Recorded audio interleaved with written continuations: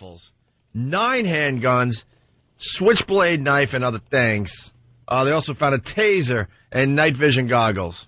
The vehicle was seized. Wow, you had some hidden compartments in there for that, huh? And I guess he was saying he didn't want to be left behind if there was a national disaster or something. Race war! Or a race war. He basically said, look, if there's a natural disaster, I don't want to be left behind, so I have all these weapons to defend myself and get food. Yeah, you don't have to, go home and grab them up. Right. So whatever happens, you're ready. There you are. When did John Popper go nuts?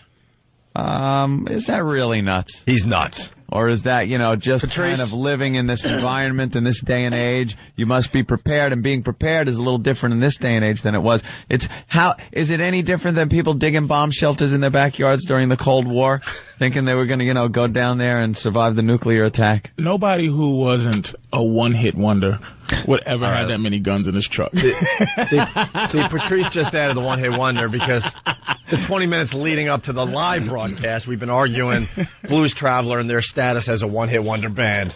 I think they're a two-hit wonder. I mean, look, you never caught Paul McCartney with guns in his car. That's true. Because people, when they're successful, they have other people around them that will do things for them. That have the guns. No one who actually, there's some exceptions to the rule, like you, who just have fun having bullets in his hand. Love it. It makes you feel, I've seen a couple of pictures of you with those rifles, and they're just bigger than you. And oh, they're great. Oh, wait. By the way, are you laughing at his arsenal today? Actually, I would like to, but no, I'm more jealous than laughing. You're pretty impressed by what John Popper had in his He's got vehicle? a little bit of everything you need. By the way, I don't have a good sniper rifle yet. By the way, he's not a one-hit wonder because he wouldn't have been able to afford all this if he was a one-hit wonder. No, one-hit. One song, you can't afford all this stuff. You don't stuff. think the Come On Eileen guys could afford all those guns after that that song? There you go. That's the one we were trying to think of. We're like, Dixie's Midnight Runners, you don't think he could afford a bunch of guns? Sure, he probably does. Probably got him. He used to wear the gun holster for no reason. Yeah. With his harmonica in there. Shoulder holster with a harmonica in it. Oh, man, you can see he's a big kook. But Blues Traveler was not a one-hit wonder. They were. They had a vibe. They had a band. They had a huge following. They just didn't have the radio hits. Do you hear yourself? Come On Eileen was a one-hit wonder. No, Dexter's Midnight Runners were big in Birmingham, England. Hold on. And in Flufgard, Germany. They are big time, baby. But here's the difference. You wouldn't run out to see Dexy's Midnight Runners in concert. You wouldn't, but you would run out and see Blues Traveler. Let me not act like I don't know what you're talking about, okay? But let me say this. Technically, they had one hit, maybe two hits. Thank you very much. They had Run Around and Hook, by the way. They had two hits. And it's not semantics is what I'm done. I'm really there a one-hit wonder. I'm going to tell you why. Because I know the one hit. Now, it doesn't count. If I say Mobb Deep as a rap group, right, is like, oh, man, Mobb Deep's crazy. But you know LL Cool J. You might know one Mobb Deep song, but I know Mobb Deep as a whole group for years, putting stuff out. Yeah. You might know one song. Hold on. You got to help us out. So, one-hit wonder in the rap community? Mobb Deep? No, I'm saying to you, meaning I have no clue, so you got to help me out here. I'm trying to think of somebody that might have been a one hit that you might have heard of one song, but they are way more important than one song. Right. But you might have heard it. So that's what my argument is not that they're not a great band. It's that I heard of that one song that they did and made them very famous. Now they may have been popular before and popular after. It's like. But that song made them famous to me, and they haven't did anything else that I ever heard of. All right. They're a one-hit wonder. To me, Diddy is a one-hit wonder. No, it's a couple of... As in P? Yeah. What the hell else? After that stupid Sting song, I can't name one thing he's done. Fair enough, but he's famous for other things. He's famous for throwing parties. He's like Paris Hilton. I was just going to say Paris Hilton for throwing parties So the Grateful Dead one-hit wonder? They only had one real hit. I understand the Dead as far as the charts go and all that. But yes. Yeah, but the Blues Traveler had that same vibe. One-hit wonder. Grateful Dead, one-hit wonder. Nah, the definition of a one-hit wonder is, come on. It's Dexy Midnight Runners. Yeah. It's Kaja Gugu with Too Shy. You're not being fair, though, man. You're not being fair to the one-hit wonder situation. And a band like Blues Traveler, I don't think they went out there hoping for a lot of radio hits. They were just a good, solid band with a following.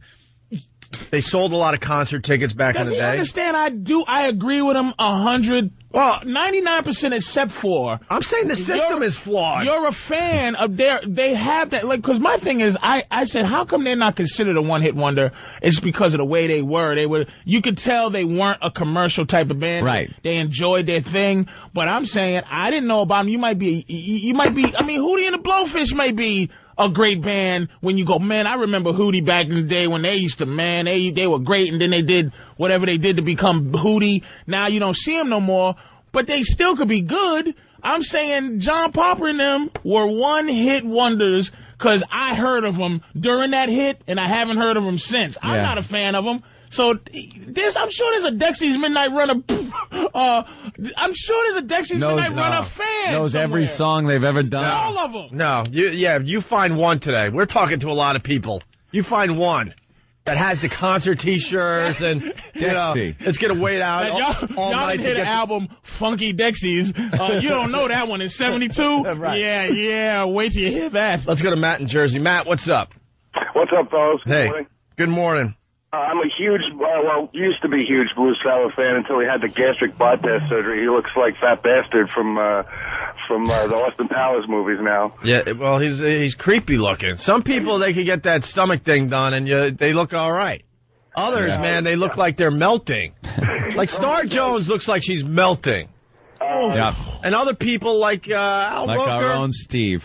Al Roker pulled it off for the most part. Our own Steve pulled it off for the most part. He looks good. But Star Jones, she was in the news, yesterday because she's going back to court TV. She looks like she's melting. Oh. She's someone that needs to be big.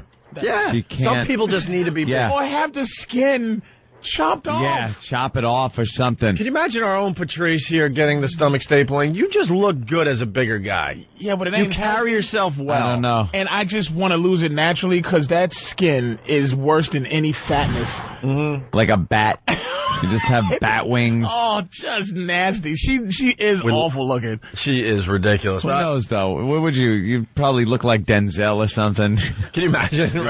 You lose all the weight, all of a sudden it's like, is that Patrice? I wouldn't even know what to do. My girl would want me to stay fat. If I ever got sexy, it'll be big problem. It's like you can, because you don't know. Sometimes you don't know. You see like big girls and they lose a lot of weight and you go, oh, she kind of looked better with the fatter face and stuff. And sometimes they lose and you go, oh my God, there was a babe under there.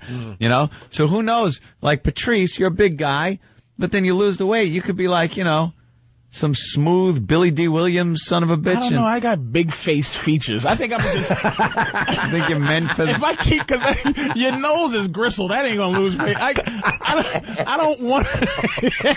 You can't exercise away gristle. I don't mean to laugh, but you do have big face features. I have big face features, man. I'm looking at your eyebrows alone would take up half my face. One eyebrow would take up. I think he's onto something. Well, like that's the problem Star Jones has. Yeah. Because she has a big head. She has huge eyes. Giant, like, those bloodhound eyes. Yeah. And a giant head. And then her body type is all weird, too. Like she lost the weight, but her hips, like her legs are still as far apart as they were when she was fat. Her hips don't lie. Yeah. And there is a huge gap between the two legs. And then what's the nasty scar where the cleavage is supposed to be? I don't know. If they did a gastric bypass, they did it from her throat down to her, like from where the food goes in to where it comes out. They cut her heart out. Her heart was fat, too. We're going to get rid of all your organs, bitch. They had to shave down her heart with a potato peeler. We taking all your organs. We're going to leave you with one rib and a kidney. That's all you. Whatever. That's all you need. She just looks awful, and she's got this drink water all day. Unbelievable it's scar. hard to look at, man. Hey, everyone's pissed off about the Blues. Wait a minute. Before you talk to him, Opie, let me add this to the discussion. A Blues Traveler album, okay? Okay. Sold 4 million copies. Dexy Midnight Runners there didn't sell 4 million freaking albums. Do me can before people start going, can you understand what I'm saying? I'm not disrespecting John Paul. I'm saying I never heard of him, and I've never heard of him since. I've heard of him during that hit. Right. And that's why I call him a one-hit wonder. I think there's a disappointment. Yeah, they did have 2 hits officially, Run Around and Hook. But I think a lot of people out there were disappointed because they really thought this band was going to just have a ton of stuff that would make the radio because they had a unique sound and they were a pretty cool band. Yeah. And they fell short of expectations. Matt, what do you want to add? No, I don't know. They had 2 hits on the radio, so that's not a one-hit wonder. All right. Technically. All right, let's talk to the black community here. Sonny in Florida. Sonny. Yo, what's up? What's up? Hey, I'm going to call Patrice out here. He's talking about one-hit wonders, and it seems as though he's, like, separating, like, black music from white music. It doesn't really make a difference. I want to see if he knows anything from Africa Bambaataa. Does he know anything about that? What about Planet Rock? You ever heard any other songs from anybody else? Yeah, At Your Own Risk, all the songs from Beat Street. I forgot the name. It's about 4 or 5. I know you forgot. No, well, yeah, but why are you upset? Yeah. I'm not defending African Bambaataa. Planet Rock is the big one, but they do have 4 other songs. I grew up in Brooklyn and all. But Mr. All You Heard Was Race. All I'm saying is, they're a one-hit wonder. Wait a minute, is Africa Bambaataa a one-hit wonder to you? Far from. I got. So then, what is your point, ass? I'm saying Africa Bambaataa. You saying they're not. But I'm saying that John Popper, I'm saying that Blues Traveler is because I never heard of him. Now, if you're a white guy and heard of Planet Rock and didn't hear of anything else, then you can say that African Bambaataa was a one-hit wonder, couldn't you? It would be fair for you to say that, right? Exactly, it did. Yeah, shut up, mister. I had everything to say. Yeah, that's right. Just shut up. I'm leaning on the point that you don't really know. Oh, shut up. You're just one of those guys. Thank you, Sonny. Yeah, right. Idiot. Yeah, right. Shut up. All right, listen. At this point, we're going to have to agree to disagree. Why don't we just agree to disagree? We're getting nowhere with this. Exactly. They don't get what I'm saying. If he's sitting there saying African, he probably knows more about African Bambaataa than I do. I know about 4 or 5 songs. He probably knows them all. Before breakdance, hey, in 1960, he created African hats. I don't care. It's like I'm saying I heard of Blues Traveler when they made that one song when he played the harmonica and had on his bulletproof vest, and then I haven't heard of him since. All right. Well, don't get mad at me. They're in the category, I think VH1 did it, the 2-hit wonder. Fair enough. They had 2 hits. Now he's running around. 2 hits. Now he's running around with an arsenal. Yeah, which is awesome. He's the woman from Terminator now. He's Linda Hamilton from Terminator 2 now. He's preparing. He's preparing. He has a son named John Connor. I'm John Papa.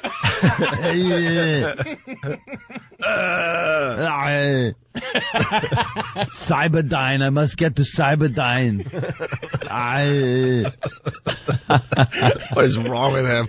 That weed must be really good, man. All right, let's say hi to Tim in Pittsburgh. Jimmy Norton's in Pittsburgh all weekend long at the Improv. He played last night, matter of fact. Tim, what's up? Tim. Hello. Hey, how you doing? What's going on? Hello. Yeah, what's up, Tim? What's up? How's it going? All right, we got a few minutes here. What do you got? Hey, I got a problem I'm having here. I'm trying to get my girlfriend to have a threesome with me. I kind of think her friend's into it. Yeah. But in a way, I kind of think that her friend just wants to get a little bit of me behind her back.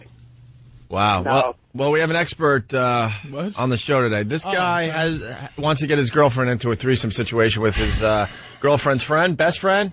Yeah, one of her best friends, yeah. But he thinks the friend just wants a piece of him. Yeah, but that's not the point. It's what he wants. Right. How old are you, Tim? I'm 22. 22. Do you think you can handle the pressure of the intimacy that you're going to want to have with this other chick? Well, see, the thing I'm thinking about, I'm worried about, once I get this, I'm going to be all over this other girl. Yeah, you shouldn't do it, but you're too young to think like that. Yeah, if you're thinking that now, it's over, Johnny. Yeah, you're too young to. You might as well you might as well do it and then ruin your relationship because you're a young dude. Yeah, let's be honest. You're 20. I don't want to ruin my relationship. See, I got a 1-year-old son with this. So don't do it then. All right, you got your. And another thing, don't kiss her. If y'all do the threesome, do not kiss her. That's where it gets. Do intimate. not show. That's where that's going too far. Treat her bad when you're having sex with him. That's all I'm saying to you. Treat her like garbage. About just doing it behind her back. That's a mistake. It's like, listen, if you got a girl, and this is what I'm saying being a young dude, if you got a girl that's willing to let you get some side, as long as the rule is she's there, you're being greedy. That's a nasty ego. Oh, there's always little jokes going on between us, like talking about, I told her one day, hey, I wouldn't mind if you cheated on me as long as it was with that girl, Jackie, And she tells Jackie, because we're on the phone, Jackie's laughing in the background, and I'm like, well, as long as I could be there, too. And then they're all like, oh, yeah, well, you could join in and this and that. They're always joking around. Is Jackie a slut? What's up? Is she a slut? Who, Jackie? Yeah, like you think she'll go for this? I kind of think she is, but see, that's why, like, I know her cousin and everything, too, and her cousin tries to tell me, like, oh, she's gonna try to do you and this and that, and she's probably gonna try to do you behind Marcy's back and this and that, and well, I just don't want to ruin my relationship. You know what? Let me give you, this is the one advice you gotta have to rise above that.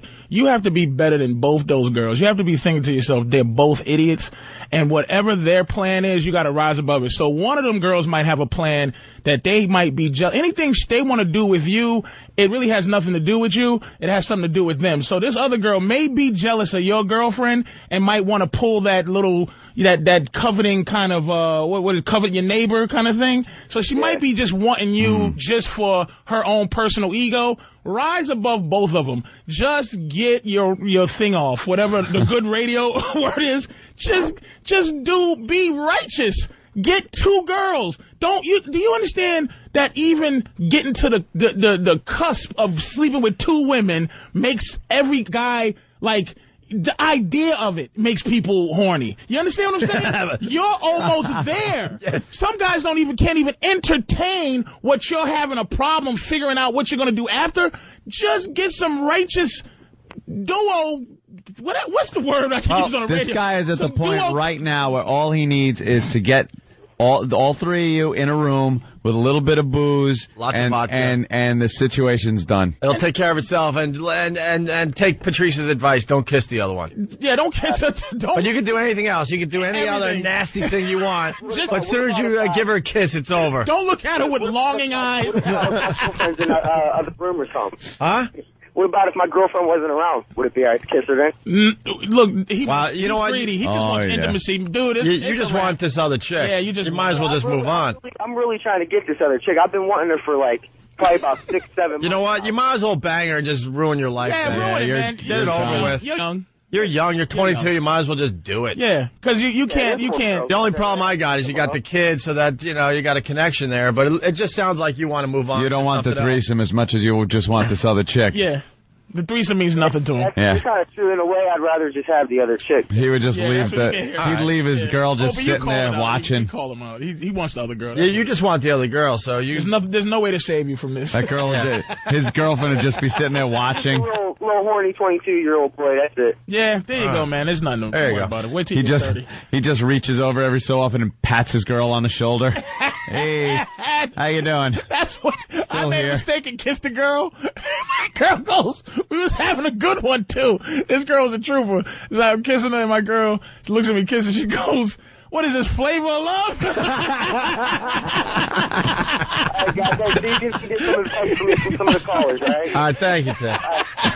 She couldn't stand it. I was doing all kind of creepy stuff. Yeah. She was just going with it. And then all of a sudden, it was like, hey. She's like, whoa, what is this kissing stuff? You picked the wrong day to come in. We had H-Cup Jane and her husband. They're swingers. Really? We did a whole hour or so on swinging and stuff. And then they followed us over to XM, and we have these Pal Talk cameras, and they did it on cam. Yeah. For everybody. Really? Oh, yeah. Went into the office, pulled the shades. They had the Liberator. So they got on top of the Liberator. Sexy people? And they got on the Liberator, and they started going at it. She's all right. Yeah, there was. She had implants. Ridiculously big. That must have been great. So. All right, well. But they went to town. They were able to get right to it. By the way, I'm doing Black Phillips on the Saturday night. Yeah. Saturday, razzle dazzle on XM. Yeah. The pictures of H-Cup Jane are up on opieandanthony.com. You can check it out for yourself. Yeah, and they're topless. I mean, look, there you go, Patrice. Really? Right in the studio? Oh, yeah, it was. Oh man, how come you guys don't call? It was crazy, actually. We should at least call. Like speed dial me, any sex stuff like that. Just we were pushing close to 1,000 people in one Pal Talk room. Yeah, we were getting close to 1,000. Crash. Just checking out this couple having at it in our office. You guys you're not really into that whole world at all, right? No way. That's what we discussed. I couldn't get past the jealousy part. No. No way. And your girl's hot too. Well, I told you at the yeah, you scared me a little bit. Opie was because I guess my girl and his girl was like getting along, and Opie's like, no, don't talk to his girlfriend. Oh no. Jesus, no, this is gonna end immediately. I whisper in the air, honestly, sick her, get a girl, get a girl, and now walk away. No, honestly. Get her. Honestly, she can handle it herself, but I just know you, and I'm like, oh man. Fast forward, all of a sudden I'm on a double date with Patrice and his girl. Are you kidding me? Opie gotta go to the bathroom. He won't go. His bladder's on the floor because he just won't leave. No. Staring. Go to the bathroom, dude. What's wrong with you? No way. Will that ever happen? Don't leave her alone. I like you, and your girl is really nice, and I'm like, no.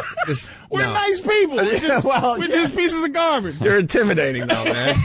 I just want a little steak dinner. You guys are thinking way past that. As my girl's wiping A1 off your girl's. Wait, you got a little A1 here. I'm like, hey. Get it off with my tongue. I'm like, come on, Craig. Come back from the bathroom. What the hell's going on here? Why Patrice is not on the show anymore? Because we went out to dinner. Yeah, I saw that. I'm like, oh, man, he's like, don't be talking to his girlfriend. I've heard the story. I love Patrice because he's so open with what he does, but I'm like, no. That's all you need. And she's a predator too. What a trooper. Your girlfriend to come back and go, your girlfriend's a predator? Got a swing? Oh, she really gets off on manipulating women. The hunt. Oh, once you get a girl to get into like changing a girl's whole like, really? So how do you deal with the jealousy? And then she goes, well, and I go, oh, and I just sit back. And watch her work. And she brings them to me on a platter. You're like one of those guys that if you were a serial killer, you'd get your girl to like help you kill people. We would no question, me and my girl would go down together. Yeah. No question. You'd be one of those that just like... watch the door. She got a shotgun. I'm robbing the bank, and we out of there. And then I'm like, the cops is chasing us. I'm like, baby... This is it. All right. Hey, we got to take a quick break. Wow. We got some threesomes on the line here. We got to talk about, we weren't going to talk about American Idol, but Patrice walked in the office and had us all just, we almost all fell down. A whole new spin on it. It was really, really funny. We'll get into that as well. And, there's so much to do. We got to figure it all out. Stay there. It's the Opie and Anthony Show with Patrice O'Neal today. Lately. Yep. Speaking of which, we got to beat up Eric and Kathy one more time today. I want to hear a little more of them today. Before we move on, please. We add Buffalo to the list of cities that are loving the Opie and Anthony Show. Bless you, Buffalo. Boston doesn't love us right now. Yeah. Are you talking about the people or just the ratings weren't kind in Boston for some reason. Just WBCN, numbers. man, that's been a big time thing. Oh yeah, we know. You know, we know the people are there. This is more a thing that we're doing on the show. It doesn't ridiculous. It doesn't make sense what happened in the ratings in Boston. One month they loved us. The next month, 90% of one of the demos just said goodbye. It's impossible. People just don't care that much about anything to have a mass exodus like the rating showed in this one demo in Boston. It's ridiculous. If an atomic bomb went off in Boston, then maybe you can justify the ratings going down like that. That's about it. You think it coincided with the whole Light Bright thing? Nah. Because Boston knew we were right. Yeah. Boston knew that they looked kind of silly to the rest of the country. Yeah. I'll talk to somebody in Boston. See what's going on. Calling some favors. Yeah. Talk to people. See what the word is on the street. BCN, there's really no talk radio in Boston like that on FM. No. None. No, not really. Gotta listen to this. Somebody lied. But let's just say hi to Buffalo today. Buffalo. And I want to say hi to Shred and Reagan because they've really, really helped us out in Buffalo. Yeah? They used to do the mornings. They moved them to afternoons. They were beyond cool about it. They basically told their listeners, look, give these guys a shot.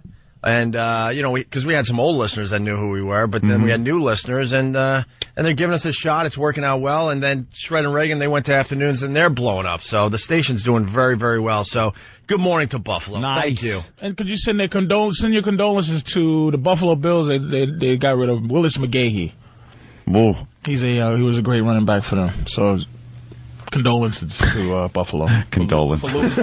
For losing him. Sorry about that. Condolences. All right. My condolences. Our phone number, 1-866-313-FREE. American Idol, Patrice. What about it, man? I thought it was kind of boring last night, and I didn't. We weren't even going to talk about it, but then you had a great How take can you on not talk about? Well, the big news was they kicked off, what's her face there? Antonella Barber. Antonella. God, she's so They delicious. kicked her off. I think that was a bad move. She sings as bad. Let me tell you something. She is so bad. As bad as the people you make fun of. Like they do the audition process and the people who can't sing. She was as bad. And last night when they sang the You Gotta Go last song, she made faces at her own self like, you know what, maybe I do something. I really didn't belong here. She bit her lip and went, ooh, God, I stink. She's on the fast track to Playboy. Oh, man. Yeah. She is going to get a payday. And Plenty of offers. Oh, look at that. And I think she's going to go for it, no problem. That girl will be in Playboy before the finals. I hope porn. If they're smart. I see. I never root for people who go, I want to make it. She's one of those girls, and the other girl that got kicked off, they just want it. I don't like people who go vaguely, I want to make it. You could, if they told her, listen, baby, I'm going to teach you how to juggle, and you'll be famous. She'll go, okay, I'll juggle. Like, she'll do anything to be famous. Which makes her great, but I hope somebody can get a hold of her and do a little porn. All right, but this is what we're getting at. Matt from Bethlehem, PA, is on to what Patrice was saying in the office today. And he didn't hear what you had to say. Yeah. His feedback is that hula dancing Indian chick is so hot. It's not even, let me tell you something. Yeah. You're talking about I was hoping, Indian dudes. what's his name, Sanjay? Sanjay. I was hoping he'd get voted off just so I could, get on with the healing process of missing him. He's the sexiest boy I've ever seen. When he sung, stepping out with my baby, I was haunted. Stepping out. You were haunted? I was haunted by the image of that beautiful boy. You're sitting at home going, I know I'm not gay, but what is going on Let here? me tell you something. He is so much of a girl, right? That you could be a straight man and date him, Totally and you straight. not be gay. And you're not like gay. You go, this is my boyfriend Sanjaya, and they go, cool, hi, nice to meet you, dude. And you're still a heterosexual. Yeah. That's how much of a girl he is. He was I was like, please get rid of him so I don't have to feel gay watching his big eyes that don't blink. And his little sweet hula hoop hips, and his big sunny smile, and his dedication to his disappointed granddad that died. Not sure he was gay or talented. That might have been the reason why the grandfather dropped dead. My gay Indian son. Oh, he's got the girl hair. He is beyond feminine. But he's more feminine than a lot of the broads walking around. It's not even flamboyant. Ant. The guy, the comic Ant? Yeah. That hosts, the celebrity. He's a flamboyantly gay man. Yeah. This kid was cursed with a member. Right. He was cursed with it. He's got the male parts, but he's a girl. He sits down to pee, no doubt. He sits down and pees. He's such a girl. It's not even a gay dude. Yeah. He's such a prison prize. And you just needed a prison prize. He should commit a crime. If he loses, he should commit a crime, go to jail, and get treated like the celebrity he always wanted to get treated like. Oh, they would love him. You know what kind of warrior fights they would have over that boy? Oh, the deals that would be made. They'd be trucking in merchandise to trade for him. I watch it with my girl, and she's talking to me while Sanjay is singing. I'm like, come on, get off me. Don't. Come on, give me some space, baby. I got to watch this boy. Let me enjoy this weird feeling I'm having. He's delicious. I wanted him voted off. Get rid of him so I can get him off my mind. So I can move on. I keep looking at Shrek. But the dot heads out there, they voted him through. Oh, a lot of dot heads voting, I guess. If that's the case, because he had no business being not kicked off. If that's the case, he can't lose. He's got Indians and the gay community, and just gentlemen that think he's an attractive girl. If a third of the Indians voted for him, a third, that's more than everybody in the United States of America. He can't lose. Oh, there he is. There he is, Patrice. Just look at him. He's hoolering. He's hoolering. Oh, look at him. He knows how to move those hips. There's not even a hint of a guy in there when he's moving those hips. He's beautiful. No Adam's apple. Why did God do this to me?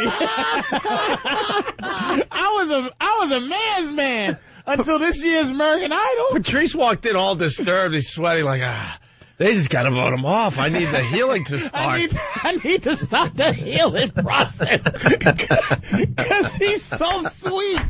And he can't sing. I'm just dreaming about him after he loses. Just whispering in my ear, stepping out with you, oh, baby. Just for me. Go out there and cook some of your traditional Indian food, sweetie. Well, so to summarize, we lost the hot broad. Antonella Barber is gone, unfortunately. And the other hot broad. And the other, I didn't think she was hot with the kinky curly hair. She's a hot girl, man. She's definitely a hot girl. And then the hula dancer dude is whatever his name is, Sanjay. Hula dancer. He made it to the top 12. This when he said that, it's like, now tell us a little bit about yourself, something that most people wouldn't know. And they go to him, and he's in front of this rose bush, and he's just going, well, I like to hula.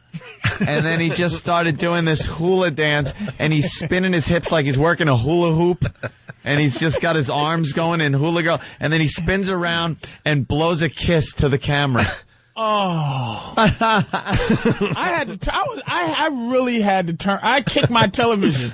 I had to pretend to be mad. Got angry, yeah. Like, what is this garbage? And I'm just like, look at his eyes. That sweet smile. He's just a girl. That innocence. Oh, got that innocence in his eyes. Those Indian eyes that look like they're automatically wearing eyeliner. And he's the best looking girl left.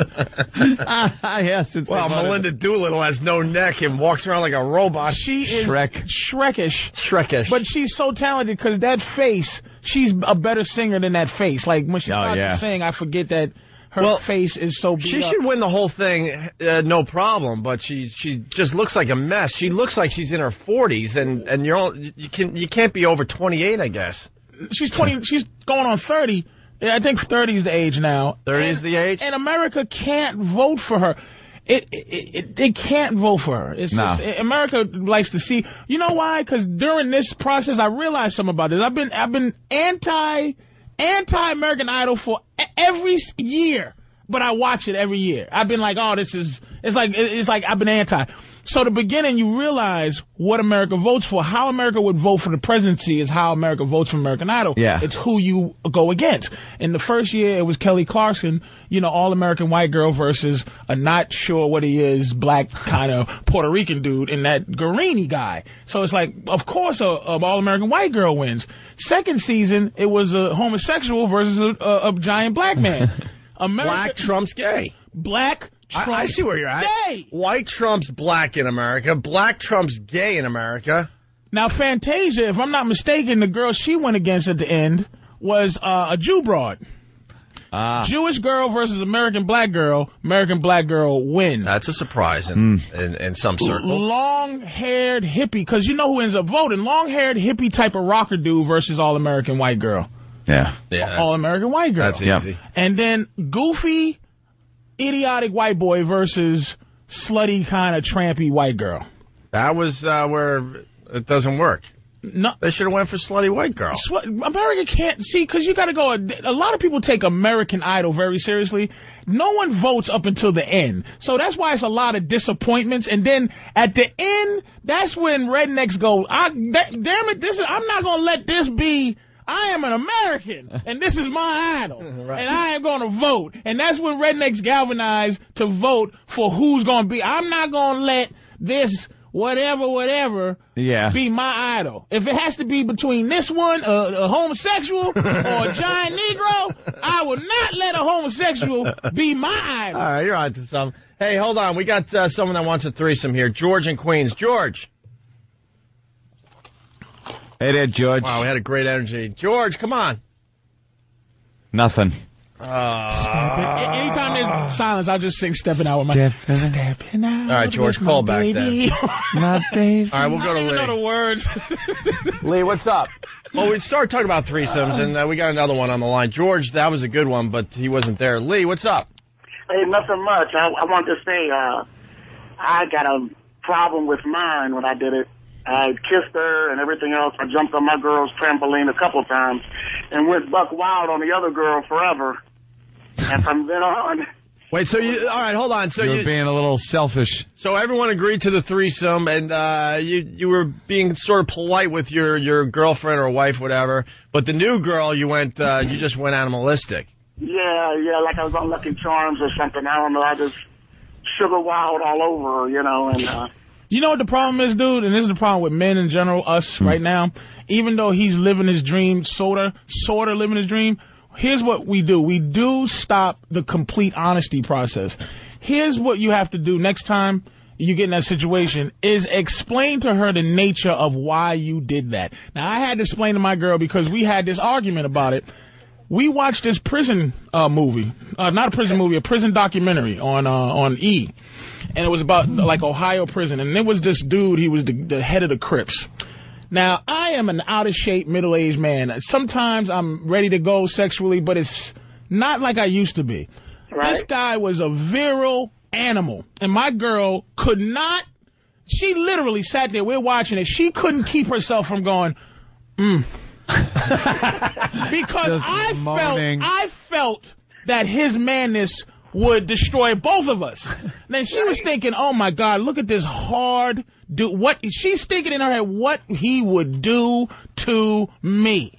So I had to explain to her, look, sweetie, I understand. You look at that and you go, oh, now I don't offer what you know this guy's gonna. I know I don't sexually.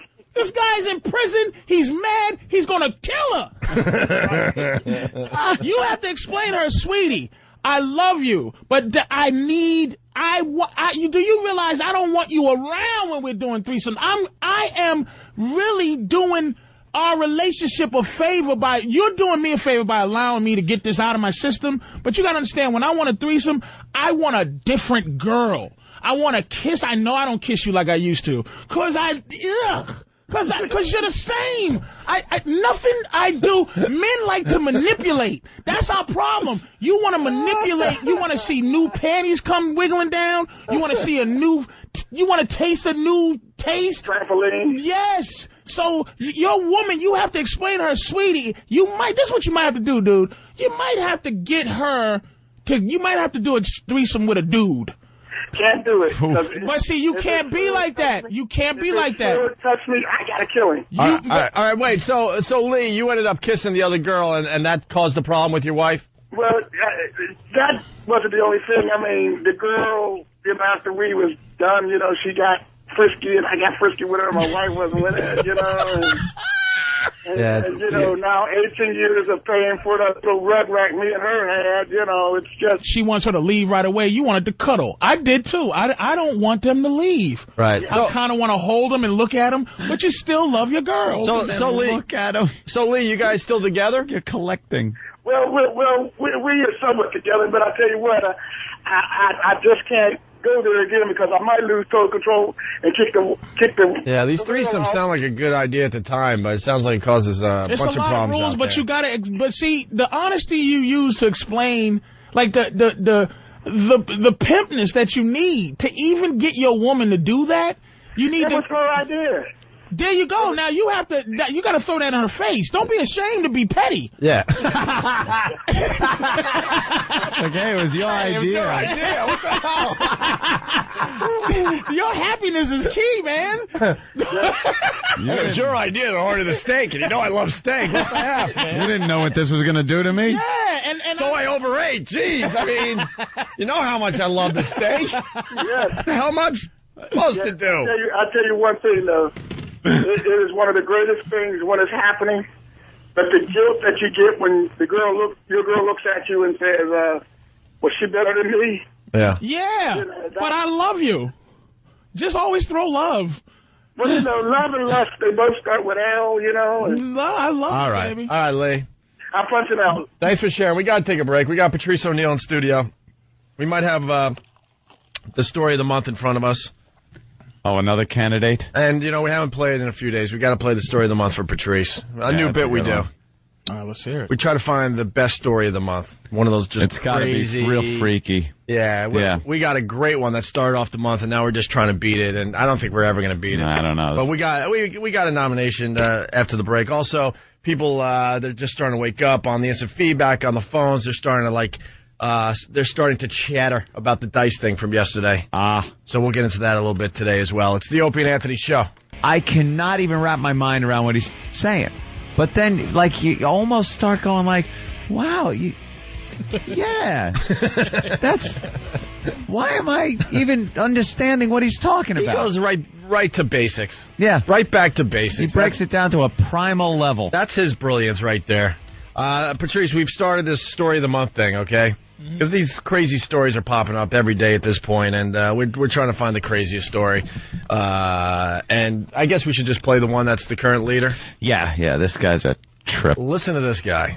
The arrest itself of a middle school principal selling drugs out of his office, well, that's... I'm gonna do it the way we did it the first time. Yeah, because I think there's people out there hearing this for the first time. So let me do this again, and I'll stop after that point. It gets so much worse than this, Patrice, you can't even imagine. Yeah, it takes quite a turn. Hold on, let's get the first part out. I like him already. Oh yeah, let's get the first part out. The arrest itself of a middle school principal selling drugs. All right, so you got a middle school principal selling drugs out of his office. He got caught. Get sent to the principal's office, you leave with some crack. So, isn't that great? Patrice, I ask you today, how does this get worse? It gets worse, let's see, 1, 2, there's 3 other things happening in this office, I do believe. Can I ask you something real quick? Yeah.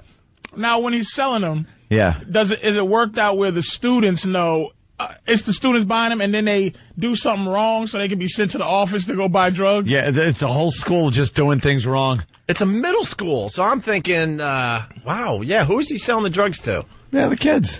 All the kids, you think? I think he's got some outside business. Selling it out of his office? Yeah, he's not moving kilos. He's moving like Tony Montana quantities. That's what I'm saying. He has the surveillance system in the back. He's cursing his wife out. He got Nick the Pig is in it. Angel Salazar. Nick the Pig. Wait a minute. It has to be something with the students where, they do something wrong, go to the principal's, they go there, sell them the drugs, and they come back with a note and says, hey, everything's cool. Yeah, he gave me a warning and some drugs. What do you think? What else he's doing? Yeah. Let me tell you something, Mel. Middle school teacher selling drugs from his office. Prostitution ring. All right. Well, there's 3 things, though, so. Prostitution ring. Uh-huh. Drugs. Uh-huh. The only thing left is extortion. There's no other crime. Yeah. It's not murder. No, yeah. It's not rape. Oh, wait. There's... No murder. Yes. There's 4 more things to go. Here we go. I'll stop it after the next one. Okay. Of his office, well, that's unbelievable and bizarre enough. But what we've learned tonight, some police sources say, is shocking. Well, I'm not going to comment on the circumstances of his arrest. But it's the circumstances during the arrest of 50-year-old John Acera that makes this case incredibly bizarre. As we first reported, police arrested the Nitchman Middle School principal on drug charges at his office Tuesday night.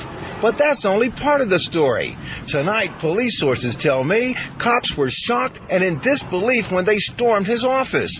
Sources say not only did they find drugs, money, and a pipe, they also found Acera completely nude. So there he is. Just know what he was doing too? And he probably didn't say it. masturbating to pictures of the 8th graders, like the files. He had the files all on his desk with coke. That's an option. That he was taking care of himself. You don't use that word. They don't hate that word. That's all good. I think they know what you're saying. But they, that he was doing taking care of himself to files of the students. So far we got He was up to Z. We got selling drugs. Right. Doing drugs. Naked. He's naked. Gets better when the cops come in. Wait, is that the 3 things so far? No, I guess there's more than that. Yeah. Okay. There's at least 2 more here. Okay. This is completely nude and watching gay porn with... Watching gay porn, completely nude, selling drugs. The cops must have just been dumbfounded when they busted in and go, how did he get caught? They just saw a light on in the school? Yeah. It's 1 in the morning. And a shadow of a fist going up and down. Seen that flicker, What is he making, a rabbit? He was showing it on the train accident. He had actual film to click and film. Like an old school projector. He's watching an old stag film. With no sound. Old 1957 gay porno reel. Oh, my God. This dude is a maniac. It's so old and dirty you could get a disease just by watching it. You know what's scary though? It scares me about myself. Is that you go, I haven't really done anything in my life. Like, you go, how did this guy? He made it through life. Yeah. Up to this point. Up to that point. Yeah. He made it through. He didn't decide that day he was going to be a little freaky. Like those intrusive thoughts. He finally succumbed to the problems the demons that was in his head. Yeah, and he got it at the highest level, school principal. We're getting info. He sold the drugs to undercover cops, so they were getting suspicious. American Films presents The Homosexual. Homosexuals abound in our cities. He's just sitting there. You got the dancing hair. Yeah. Got to do that thing that the AV kid knew what to do with the eraser or the pencil when the film screwed up. Oh, my God. Here is a homosexual, easily identified by his swinging hips and his feminine clothing. Avoid the homosexual at all costs, for they can turn your son into a homosexual. 1940s voice guy, what do you think of the American Idol Indian dude? Now that kid is cute. Hubba. He should be nose art on the next B-17 that rolls off the assembly line. Nose art? Oh, my God. I'm sure he's a pinup for many a GI overseas. And that's not gay, right? Because he's more feminine than manly? What's going on with him? Yes, don't make me talk about it. I'm feeling guilty enough. Remember, homo equals communism. Better dead than red or gay. Oh, my gosh. I can't believe this dude, man. All right, listen, it gets better. Oh, it doesn't even end there. There's one more thing. Here we go. This will end it. Completely nude and watching gay porn with sex toys in his possession. So he couldn't even just do it himself. And the thing we said is, why couldn't he just do this at home? Like, there's some things you could just do at home. You don't need to be out at your office. At your office doing these things. It ain't evil enough. He did that. It really is. You start. It's like drinking. You need more and more. You got to stop. More evilness. He needed more. He just needed more evilness. Or perhaps who knows if he's got a wife, and this was his only sanctuary away from. No. He can't. He had a roommate. Oh, a roommate. 50-some-odd years old with a roommate. Nothing sadder than an old queen, right? See them walking around like that. You ever go to the Halloween parade down there? down in the village, and it's just nothing but flamboyant gay people. You never asked that question. As a matter of fact, is that? Hey, did you ever go down to Sweet Booties over on 3rd? You've been there, right? You ever head to the mine shaft? It's a nice place. Just grab a drink. Right. I was thirsty, a little parched. I figured I'd go into the manhole down there on. This is always so disconnected from just. Hey, you know, you ever go down to that the gay parade now? And as a matter of fact, and then we'll go. No. Go ahead. What's your point? Then? What happened? What's your point, sweetie? Why are you going down there?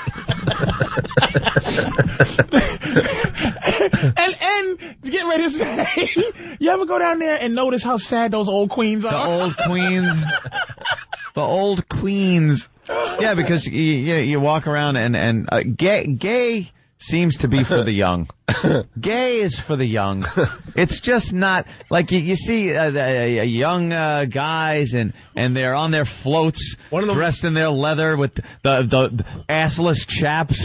One of the most brilliant statements you ever made about the gay community is that effing is for the young. It's for the young. It's one of the most brilliant statements ever uttered by our own Anthony Cumia. It's not meant for old people. So what do you think is the age limit to turn gay? To turn gay? To say, I am out of the closet. Where you go, if you're not gay by now, don't be gay. Fight it. I think to turn gay, it's got to be pretty early. You got to think you might as well just do it real early. To be gay. So you get a lot of action in. Like, then you can be gay, right. You be gay, you get a lot of action.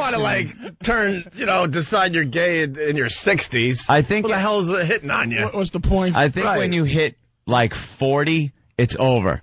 No more gayness. And that's pushing it. Yeah. Then you got to just, abstinence. It's for the young. If you're not into chicks, it's for the young. You just got to lay off everything. Because there's just nothing sadder than, you see these 55-year-old queens walking around the parade, and they're just, the young guys are looking at them going, Did you see Richard Dreyfuss in Poseidon? Yeah. That was a sad gay guy. Sad old queen. He was just sad that he was in that movie. They all had lost their life partner to some horrible tragic disease or something. The only thing that makes, you able to really deal with gay guys really is the idea that they're just somewhere doing some animal stuff in the back just some alley. Unspeakable act. But the idea of truly love, gay love, bothers me. Like watching the Poseidon and watching Richard Dreyfuss play this really sad gay guy who's gonna kill himself over a dude, and you just want to go, you fruit. Dude, what's wrong with you? Like that's the only thing that makes it acceptable is just you're that's not why you're gay. You're only gay to love men. Right. We were over at the. You're not gay to actually love. Get out of here with your love. I don't want no man's hand cleaning sleep out of my eyes or telling me, picking a crumb out of my beard. Tucking me in at night. Take that thumb. You're drooling, dear. I get uncomfortable when my woman's feminine hands touch me too much. Get away from me. I'm itching. Man hand gets on you. Really some knuckly, veiny hand is touching me with love. It's like if I'm gonna be gay, I want your hands only punching me. All right, listen. We were over at the office over at the satellite over at XM. Yeah. And we're watching a porn tube. It's the porno version of YouTube. Sure. So we're in the office watching that, and they have a whole section that's nothing but gay. So of course, one of the staff members, I don't even remember who it was.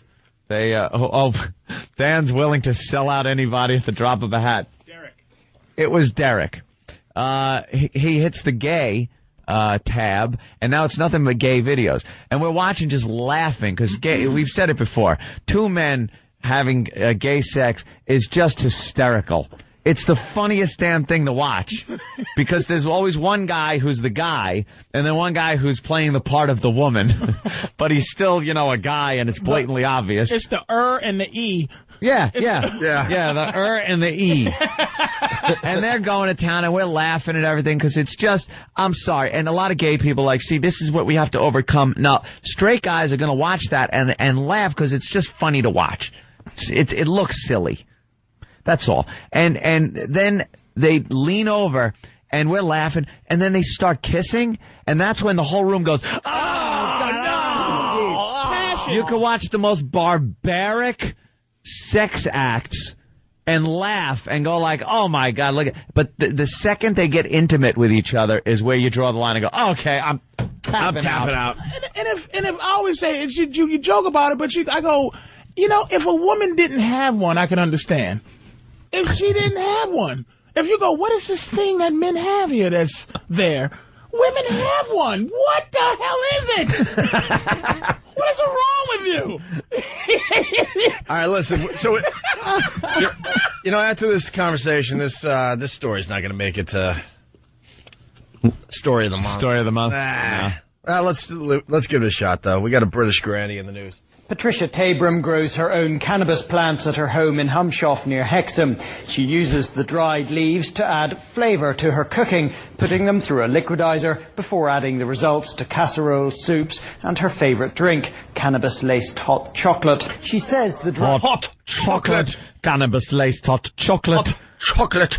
And now for something completely different. The drug relieves her aches and pains and has been running her own publicity campaign alongside the court appearances, extolling what she claims are the benefits of cannabis use. I'm using it. I had it this morning in my scrambled eggs. I'll be having it this afternoon at lunch, and I'm not giving it up. She's not giving it up. Not giving it up. She's adding it to all her dishes there. Oh, rather. The drug dealing gay principle. Mm-hmm. Yeah. That's not even... No, it's not even close. Not even a blip on the radar. That's a commercial for what he did. Today at Carlisle Crown Court, she was ordered to do 250 hours community service and fined £1,000, avoiding a prison sentence. Despite that, she was still defiant. I think it's typical of the way England has turned in the last 10 years. We haven't moved forward into the 21st century like the rest of Europe has, or like Canada has, or Australia, or New Zealand. What happened to America? Spain, Italy. All these countries have decriminalized cannabis and are allowing people to grow it in their own home. Just one plant at a time for use by the people in the family. Yeah. That was a very compelling argument you just made. She really did. One plant, I just pick a few leaves off like it's like a basil or oregano. And she's just sprinkling it in. All right. E-Rock is just looking at pictures of Antonella Barbara. And then he shows like this unbelievable picture of just her back. And you can see like a boobie, a little butt crack in the side of her boob. A boobie, peeking out. Here's the problem, though. What? You get to see the butt crack. He did. I was ready to yell, scroll down, and then you did, thank God. If you're going to have these pictures all over these screens, make sure we get the final shot. Oh, of course. The money shot. He was teasing me. I'm like, will you scroll down so we can see the money shot here? The top of her crack there through the jeans? He rocks a tease. Let's go to Big Steve in Jersey. Big Steve, you're on the Opie and Anthony Show. What's up? Hey, Big Steve. Yeah, my name's Pep, and I'm on the show, and you guys are degrading fags. Can I say that? Are you for real? I'm serious, and I really feel. All right, it's this guy. Yeah. Big. The way that you guys talk shut about up. Homosexuals. All right, you're not going over. No one's buying into it, sir. If you're going to try to get to us, you got to do a much better job. Get right to the point. We've been doing this for a long time. We could sniff you guys out. Get right to the point. Well, basically, I love you guys' show, and Ope, I want to, wiggle, wiggle. Oh, what an awful caller. You can thank Big Steve for us taking an early break. It's his fault. It certainly is. Let's not forget about MacBook Karaoke, though, before we go here for a second or two. Go to www.923freefm.com. The whole country is eligible for this contest. You got the details on the website. Win the new MacBook, sleek and sexy. Create everything from music, movies, greeting cards, podcasts, websites, and more. Head to the Apple Store or apple.com to check it out. I guess we're going to start getting winners, next week maybe? I think next week we start giving away MacBooks. I'm not positive. Go to 923freefm.com for all the details. MacBook Karaoke is back. You want to get into the dice thing next? Yeah, that happened over the other side. It was quite interesting, and we'll talk about it next. Sure. It's the Opie and Anthony Show. Things like you do, Patrice. Relationship You know stuff. why? You're 77 years old. That's what it is. You had a heart attack, and that just When you reach changes you. 77 years old. Just takes your anger. Once your aorta's closed up, your anger's gone. I had a stent put in. It's fine. Once you have a Anthony balloon is to open just up your arteries, it's just no more of that visceral meanness. And you know Opie's anger's gone because he has broccoli and tomato salad every day. Well, yeah. Have a piece of steak, you bum. I eat my steak. You do? Absolutely, yeah. You don't find that the more and more your girl gets comfortable with you, the harder it becomes, the more she loves you and the more you are growing. See, you don't want anyone to love you. That's your problem. I'm digging the love thing. I don't think you want anyone to actually love you. That's not true. I don't know, because I don't know. You don't completely commit with your lady. Wants the audience to love him. That's what it is. He wants love when he hits that stage. I have no problem. I have no problem admitting I'm loving the love thing. You don't think she's the more? Okay, you've grown. You didn't start off just being in love, right? I got hit hard and early. Oh yeah. Oh Jesus. Which is kind of like different for me. Yeah. Oh yeah. I love you. Oh, it was ridiculous. Pow. First date. Oh, it was magic. First kiss, ridiculous. Lightning bolts. Like they say. I can't. Like they say in movies and stuff. What do you want me to say? Love at first sight. I would love to be Mr. Cool Guy here. I'm not being cool. And be tough dude, but it's not being tough. Who falls in love right away? What guy? Dude, look, I'm an older dude. It happened. I don't know what to tell you. What did you fall in love with right away? It was just a feeling. Right off the bat. Do you see what I'm saying? You don't even know. A kiss in an alley, if you need to know. One lousy kiss in an alley, I was done. And it was. I knew that. Your heart started beating faster. I knew at that moment I was done. I want to get up and punch you in your face. Dude. I just want to punch you right in your face for that. You know what? It doesn't. Who does that? Who falls in love like that? But dude, it doesn't follow. It didn't. This isn't following a pattern as far as myself and my life goes, though. I'm telling you, I'm tough. It just hits you like that. It was one of those things. I'm tough. Trust me. I really am. You see, this is not an arranged marriage like in India? Did your parents hook you guys up? Oh, yeah, right. I think if the parents had it their way, they would not be doing the hooking up. Opie's parents, especially at first. Chinese. No, in all fairness, they like me now, but, they're like, shock, older, what are you doing? But now, I think there's, everyone's getting along just fine. I want to be loved. I just don't want you to think that I don't want to. I'm just saying... It can be, and I think more guys are like me than like you, where they feel the more they give love, the less happy they become, the more love you give. Because girls get abusive and they get a little unappreciative. The fact that I'm inclined not to love, I'm inclined to run around and love being selfish. Yeah, so see, that isn't if I stop being selfish, man, that's a big deal, man. Please, my love is not cheap. You've made your own definition, I think, of love. My sex is cheap. I'm a whore. To get me sexually, and that's another thing. My girl, she just know. My girl is hot. I really got a nice looking girlfriend. Yeah. But she knows she catches me looking at websites. I'm looking at sweetfatty.com. A bunch of fat messes with rolls, and she's sitting there and. Is there really a website, Sweet Fatty? Sweet Fatties. It's a thumbnail, and I just sit there and watch those big monsters, and I just enjoy them. I enjoy big fat girls, like those sexy big fat girls. How funny is that? You're just like, this is what I'm looking at. What can I tell you? You don't even attempt to hide it. So it makes her mad. At least if I was looking at Antonella or a bunch of them, she'd feel like, okay. But she looks at these messes. That's the beauty of Patrice, most of us, your girl goes into the kitchen or takes a shower. You're doing some quick searching, but with you, you're like, it's right in the open. This is what I like. I'm looking at fatties, sweet fatties, and fat girls make her sick. When she sees gorgeous women, gorgeous women could be in my face like, oh, you're so funny and blah blah blah. My girl be like, do. As soon as a fat girl's like, hey. I love you, and then she just knows I'm thinking about sumo wrestling. I'm thinking about arm wrestling this big fat girl, because I do like fat girls like that. All right, listen, we got to go to Paul in Yonkers. I put myself out there. Paul, what's up? Hey, you're making me sick over here. Thank you. I was wondering on that romantic sweet kiss in the alleyway. Yeah. Was Opie hanging upside down by a spider web? Yeah. You know, in the rain. It was raining. He pulled some of his mask up. Yeah. Yeah. All right, Paul. Thank you. All right. Like most After he guys kicks don't some ass. happen. Hey, let's move on. No. Wait a minute. on. Let me just say why you can't fall in love with a woman first. Let me just say it can't happen for us. All right. They're not selling anything other than their looks in the beginning. Like, your girl is gorgeous. Look, I needed. And that's all she needed to be. You know what? You're absolutely right. But I still needed info. I wasn't just taking it sight on. You just said you loved her like that. Well, but I still had to, make sure, this was right. I think you fall for a girl first because of her looks. Absolutely. But then, after that, you're hoping there's something else there. Or you're moving on to the next girl that you think is hot.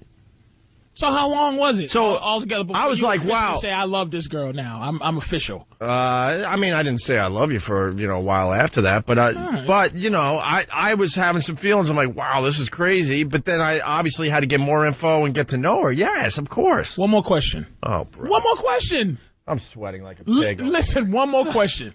Someone give me a towel. Did you ever, and this is a question to you, too. Yeah, why don't you point at him? I'm asking. Get it off on me. Listen.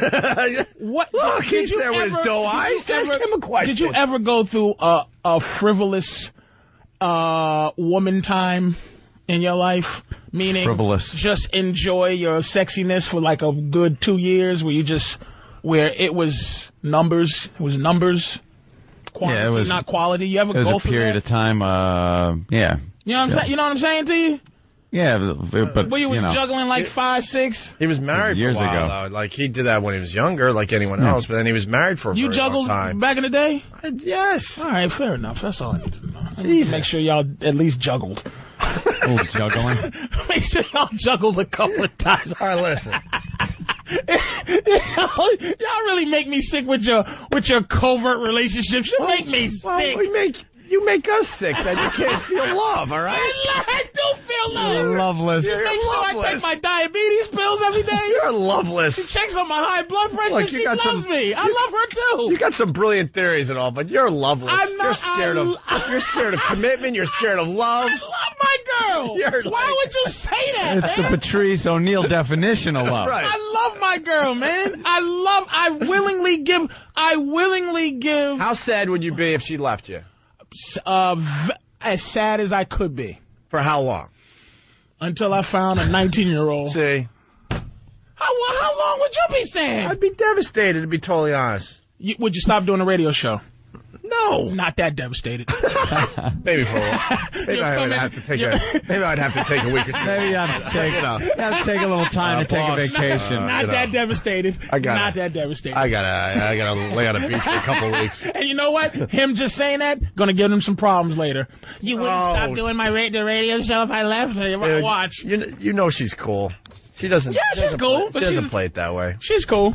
All right, listen. How do you know, Patrice? Yeah. Yeah, how Who do are you you know? talking? I've talked to Lynn. All right, I've talked stop, to her before. Stop. You can say her name. Oh, okay. I didn't know if you said her name. Just, I've talked to her before. All right, but just keep it very nice. Just keep it, small talk. All right. It is small talk. Yeah. I'm on the stage trying to, I asked how big you were. I'm trying to entertain. I'm trying to entertain the people at, at the Hard Rock, and I'm like, where's my girl? Where's Patrice? Small talk is okay. She knows I'm a nice guy. And then she comes back. Well, he hinted maybe we should all go out to dinner someday. I'm like, no. What that is? Dinner will be under like a wooden box with a stick with a string tied to it. That's what dinner is. Small talk is good. I don't know anymore. All I know. See, I have a dilemma here. I really do, because I really do like Patrice. I've hung out with him just a little bit. I'm not trying to make it sound like, we're best of friends, but we've gone out to dinner a couple times, and we've had a really good time. And my girl really likes you a lot, thinks you're really funny, and she likes your lady. But I know what you guys do, so it can't happen. But if she's not into that, first of all, stop being so selfish. That's one. Second of all, have you ever discussed that? What? You ever talk about that with her? Nah, she would never go for that. And we talked about this the other day on the show. I couldn't get past the jealousy part. I think a lot of guys of another woman. Yeah. You would be jealous of another woman being there? I couldn't do it. It's too weird, man. We were actually, the discussion was about swinging in general, where you're just swapping. I'm like, no, the jealousy would kill me. I think guys in general have that fantasy, want to see their girls doing other things, but then I think there's a jealousy part, and if you have that, that's why you never pull the trigger and go there. I couldn't handle that. Let me ask both of y'all this question. I could not handle that. If you was doing a threesome, you, your girl, another girl, or put it this way, you ever have sex with your woman, and while y'all having sex, you just have an intrusive thought like, boy, I wish somebody was doing something else somewhere that she can't do something right now. Do you understand what I'm saying? Like, she might be on top of you, and then you go, wow, I want somebody to be doing something. I need something held or something touched while she's doing what she's doing. What, like an extra set of hands or something? Yes. Like, I wish a girl was up here. While my girl might be down there, I want a girl up here kissing me, and I'm holding her, and my girl's doing something else. You never just wanted more of a sensation that you can't get with just one? That's like fantasy stuff. But you know, when you're having sex, it's like you're in that moment. Yeah, I guess it would be nice. Enjoy that. But here's the question. You want more? You're thinking pile on. Jesus Christ. You know, the answer is just like, nah. If you're going to be honest, the answer is, yeah, that would be nice. But here's the question I got for you. Are you ever just completely satisfied with just having sex with your lady?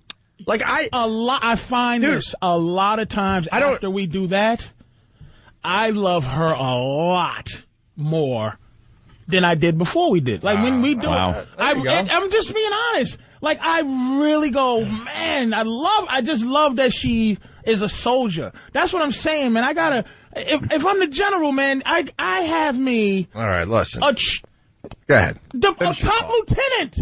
That's what I was saying. She's a soldier. That's what I was saying before. He gets the same feeling. This is the exact same thing a serial killer feels. Right. After him and his girl have murdered people. Right. He's like, baby, as they're covered in blood after they hack the body up, they go, I love you, baby. I'm really turned on. You are the best. Yeah, natural-born killers, but only with sex. He's upset. You are. He's obsessed today because he keeps going back to relationships and threesomes and sex. Well, no, I was asking you, sweetie. I just was wondering. I just don't know much. We had a moment yesterday on the show. We want to kind of like work through it for this side of the program. And then there's people on some of the message boards. Watch, they're gonna replay this tomorrow. Of course, we're gonna replay this. Like we would do on any radio show. When you have a moment, you got to play it again and talk about it a little bit. That's why we're getting ripped off at XM. Because now they're going to take this moment and they're going to bring it over to the free side and play it for everybody. Yeah. If you don't understand why we have to replay this, then I don't know what to tell you. It's not like the old days. Oh, when we would have played it 3 or 4 times. What are you getting? Go get an iPod because this isn't for you. What are you going to play? I'm getting excited now. I'm getting. It's from yesterday's show. See, there's this thing that has happened with Dice. Dice used to do Howard's show back in the day, whatever. And then he had a falling out with Howard. And then Club Soda Kenny actually was listening to our radio show back in the day and heard Anthony doing Dice. To the point where Anthony did Dice back in the day a lot, to the point where people would call, they really thought Dice was now part of this radio show. Right. Like, no one heard from him for a while, and they're like, oh, my God, I guess he's doing radio. Doing that, though. Thank you, sir. Yesterday. It's crazy, right? I swear I thought it was him. It's crazy. So, all of a sudden, Kenny told Dice, you got to hear this impression. It's unbelievable. And Dice even admitted that it's the best Dice impression he's ever heard. And we started a thing. We became, quote... I say quote friends because we kind of knew even right from the beginning what we were getting ourselves into, that he would eventually just be bored and move on to something else, right? And we did some good radio. We sold a lot of concert tickets for him. We got him back at Madison Square Garden. We sold over 10,000 tickets for a Madison Square Garden show, even though it was Game 5 of the World Series against the Mets and Yankees. That's an unbelievable feat. Yeah. Also, the week before, he played 2 sold-out shows at the Beacon that we helped sell out. So we had a really nice relationship. We get fired. And the relationship continued. The guy would call me at home. We were quote, I'll say it in quotes, quote friends. He called me all the time. We talked for hours on the phone. When I went out to L.A., we still hung. And then out of nowhere, he kind of turned his back on Jim Norton. He turned his back on Club Soda Kenny after 13 years of service with no explanation whatsoever. And then we followed suit. Out of nowhere, he decided he had a problem with us. And to this day, we don't know what the problem was. There's this Can you problem. speculate at all? Well, his latest is that we disrespected him in front of his kid. Yeah, that never happened. When we were getting ready to do the Madison Square Garden show, I guess a lot of this is going to be explained in the clip. But all of a sudden, he wanted Mancow at the show at Madison Square Garden. We hate Mancow. And, like, what are you doing bringing this guy into our backyard? And it's we've unacceptable. been promoting and presenting the show. It was Dice Clay at Madison Square Garden presented by Opie and Anthony. And then you got Mancow on TV just bragging that he's bringing Dice back to Madison Square Garden. Because, you know, with Dice and the Madison Square Garden thing, that was the big thing. And he did nothing to sell tickets because he wasn't and hasn't been in New York. So we had hold on. We had a confrontation on our show, and we hashed it out. The show went off flawless, and everyone was very happy, and our relationship continued for at least another year radio-wise after that. And then the 2 years I was off the air when I was in L.A., I was still hanging with the guy. No sign of a problem, but out of nowhere, he decides it's a problem.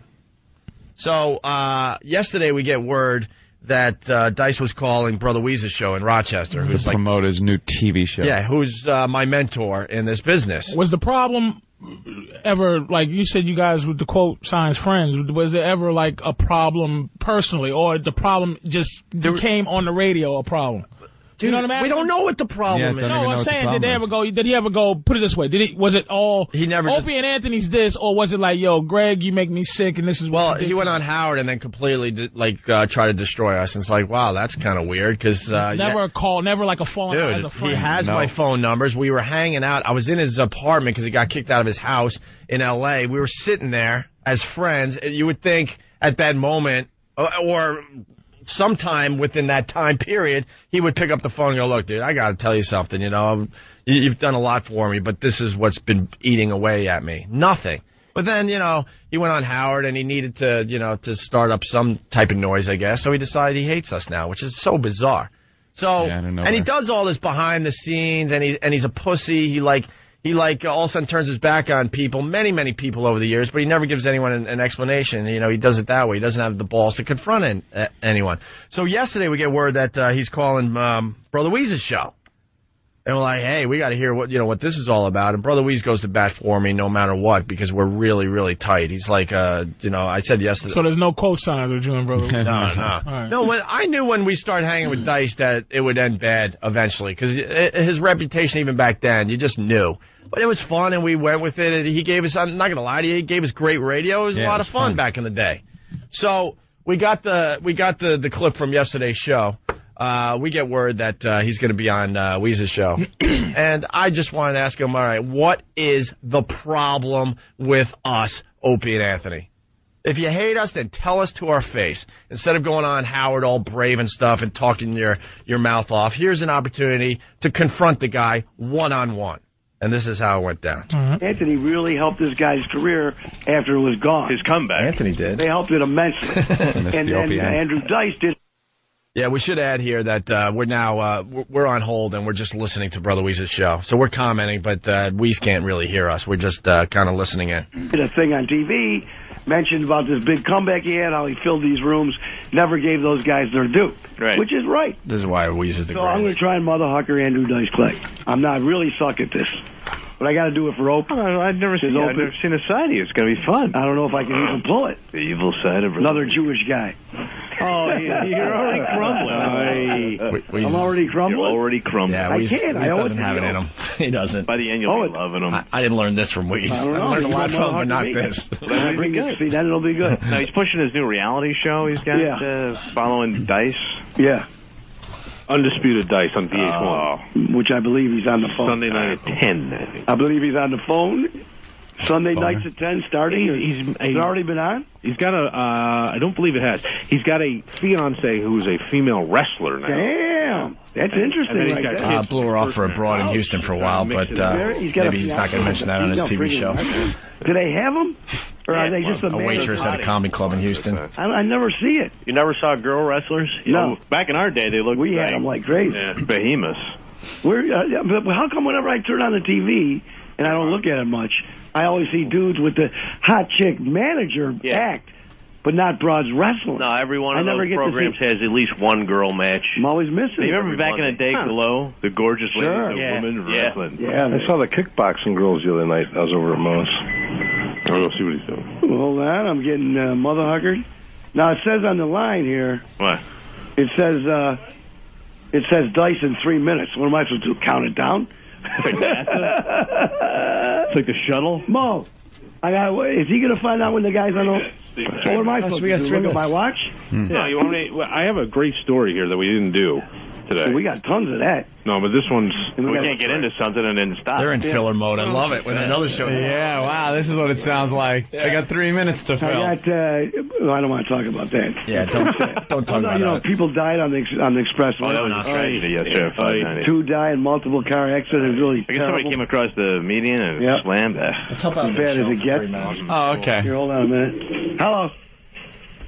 Hello? Yeah. Hello. Yeah, what do you need? Hey, I don't know if we may or may not know this, but Opie and Anthony don't need no help on beating up Andrew Dice Clay. Well, with Andrew actually on the phone, they do. That's what they would want. You don't understand. Okay. That may be. I just... Well, they're listening for a reason. You understand? Put it this way. If you and I were friends, you hear me? Yes, sir. If you and I were friends and you had a radio show and I had a radio show and you were interviewing somebody I was pissed off at, I would want you to be mean to that person. See what I'm saying? I understand, yep. And that's what it's all about. I didn't know if you may or may not have known that they have lambasted the guy. Well, I figured. I don't know because I don't get a chance to listen. They lambasted him. I know he's that. not on the air with I don't think he's not he'll go there. on with them. Right. Right. Because he knows he's going to be crushed. Right. See what I'm... And I agree with that. Like I said, it's none of my business. This is the bleeding heart, liberal guy. Oh, are you trying to... Bro, I'm right with you. So you're trying to say I shouldn't be mean? All right, we're ready. No. I got to go. Hey, Dice. Brother Weeze. What's going on, Dice? It's been a long time. You don't remember the Weeze? Yes, I do. Come on. We spoke a long time ago. As a matter of fact, aren't you friends with... Who are you friends with, Mancow? No, I don't like the Mancow. I'm best friends with Opie. Oh, okay. And Opie's... I knew it was somebody that I was talking to. Yeah, I'm best friends with Opie. Opie worked here with me when he was a young, handsome boy. Uh-huh. And now, of course, they're bigger than the king of all media, baby. Uh-huh. Bigger than the king of all media. Now, it's good that you're a supporter. Pardon me? It's good that you're a supporter. Supporter ain't the word, man. I do anything for the Ope. And, Ope called me up and said that he's mad at you. Well, you know what? Are we here to talk about Opie or are we here to talk about my new show? Pussy. Both. You know what? Because if I have a problem with somebody, I go head-to-head with that person, not with no middleman. No middleman. You know what I mean? No, look at my boy Bill. And me and you have a good relationship, so... There's no reason for us to get into anything. I just feel bad. Remember us talking. That's what I'm saying. Okay, listen to me. All I'm saying, we'll end that. We'll talk about the show. Is, I feel bad for the fellas because they helped you out a lot. Well, I feel I really helped them out a lot. And, maybe that's something that one day we could talk about. I hope so. Hey, does Opie want to chime in? Yeah. Yeah? Yeah. Is he on? Yeah. All right, hold on. That's what I'm trying to do. Bringing this up, you know what I mean? Well, I'll tell you what, Dice. Pretty cool. Hey, I'll Dice. tell you what happened. Dice. Just before we went on the air with you, I was telling my audience, because I'm a bleeding heart liberal and I don't know how to do mean radio. I said, I got to try because Opie and the whole story I just told you, you know about. And I'm not, I said to the audience, I'm not good at this. I can't mother hucker people, so that's the deal. Like you just said. But I felt I owed it to Opie. Well, that's cool. You're being his friend, and that's what's important. That's what I was trying to do. And when he doesn't when know about I got friends a book coming out, people will read about my problems that I had with them. You have to see down Christ. Well, obviously you should get call me down. on. Yeah. Well, you know what? Maybe get me on now. like a relative to him than a buddy. I am very close. Really heavy on this. You really feel bad about this. Well, hold on a second. What's the matter? Oh, you there? Wheeze. Yeah. Dice, what is your problem? I think you lost. Oh, I think you lost him. Of course we lost him. Effing pussy. Did he hang up? Did he? He ran. He hung up. Oh, man. I gave it a shot. Oh, the best my liberal ass can do. You did a good job, man. It totally shook him up. And then... Yeah, who's the pussy now? He has nothing against us. We did nothing but support that guy. I just think that he's a liar because he said that if he had a problem, he would go to your face, not a middleman, and he won't go to your face. You got phones, and you could get him right in the studio. Wait, hold on. He just did it. He had him face to face, and he hung up. Yeah. There you go. There's the real Dice. There's the real Dice. He's turned his back on all his friends and everyone that has helped him out with no real good reason. No good reason whatsoever. Now, you just made me break a big rule. What? What happened? I'm Jewish. Yeah,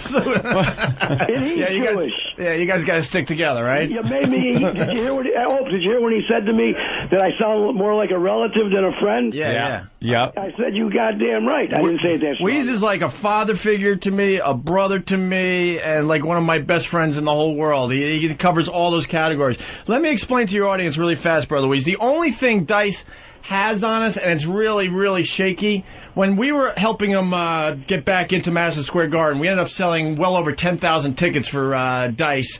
He needed our show. We were huge in New York when that was all going on. We sold 10,000 tickets, even though it was Game 5 of the World Series against the Mets and the Yankees. Oh, my God. And we pushed, and we pushed, and we pushed. And this was after he sold out the Beacon. 2 dates at the Beacon a week earlier.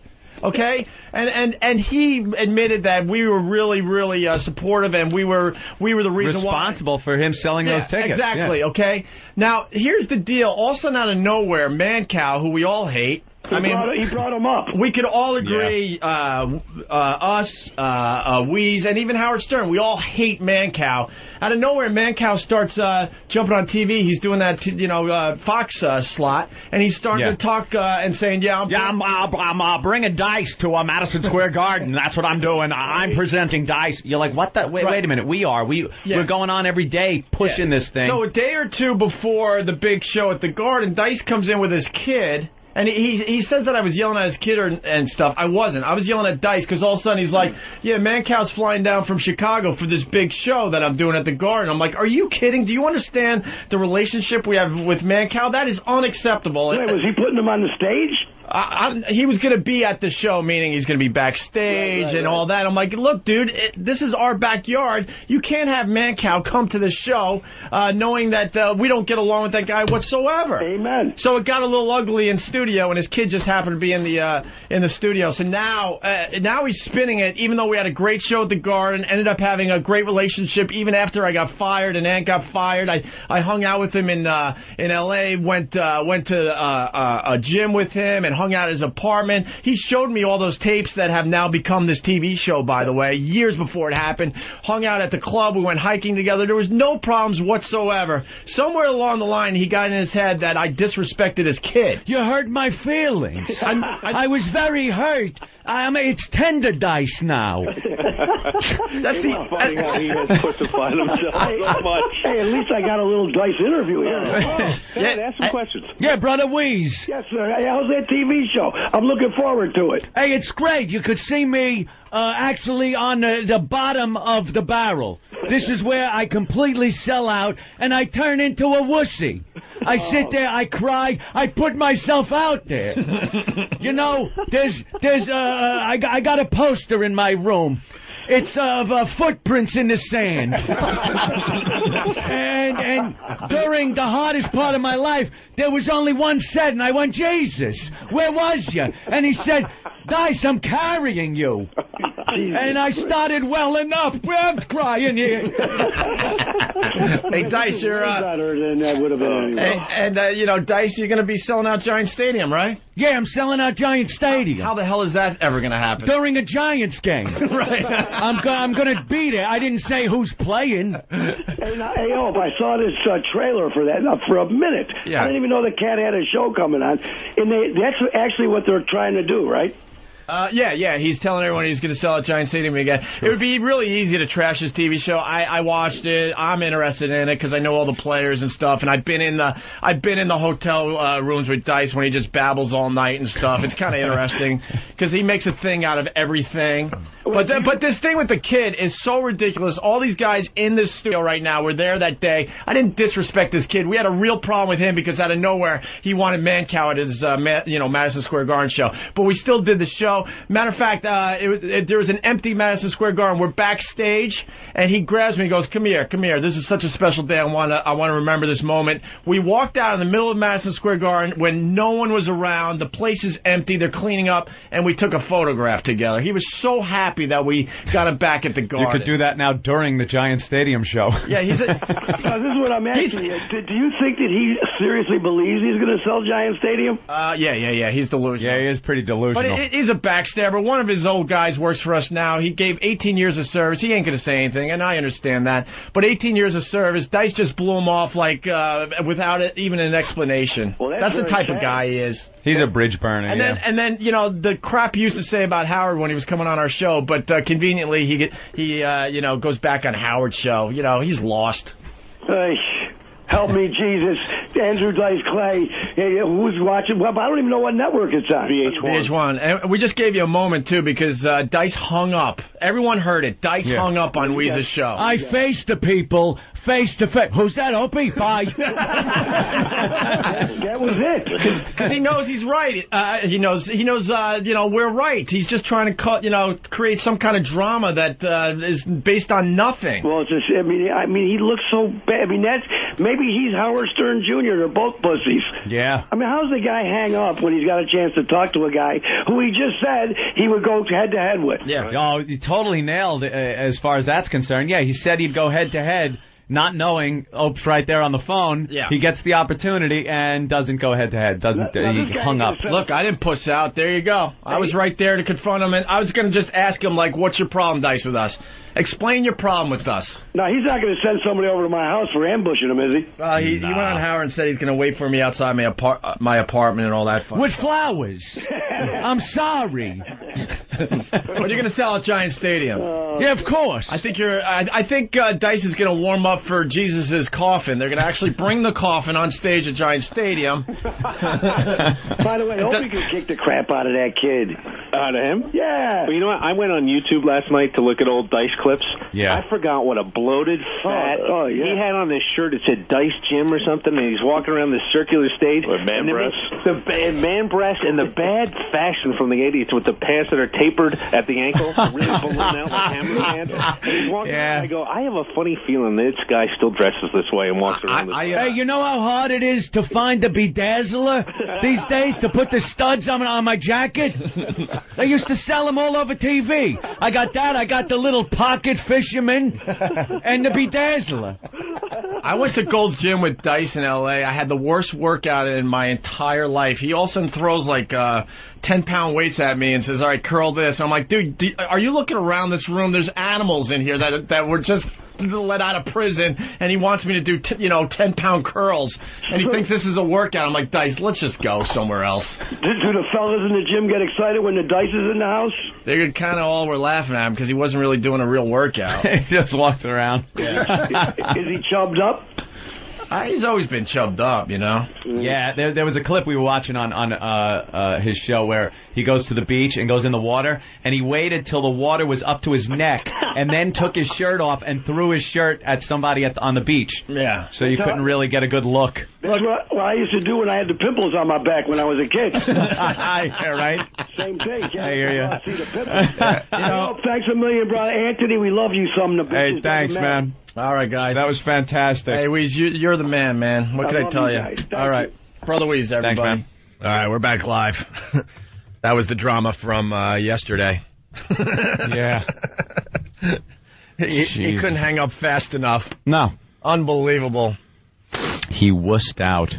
He completely wussed out. And his show said he was going to face you. And his show is called Undisputed. Yeah, Undisputed Wimp. Undisputed king of has-beens, I guess. I don't know. Whatever. There you go. We got a break. Oh, the FMQB thing? Yeah, they wrote about it on FMQB.com. All right, we'll take a break and we'll continue. It's the Opie and Anthony Show. I just got an email from Eric Logan, our boss over at XM. Mm-hmm. Holy crap, that was unbelievable. I missed that yesterday. See, even Elo missed it. He's our boss, and he missed it. So shut up. And he listens to the show probably more than almost anybody. Yeah. People got to understand the overall game of the Opie and Anthony Show. They just got to understand it a little better. That's the rules of any show.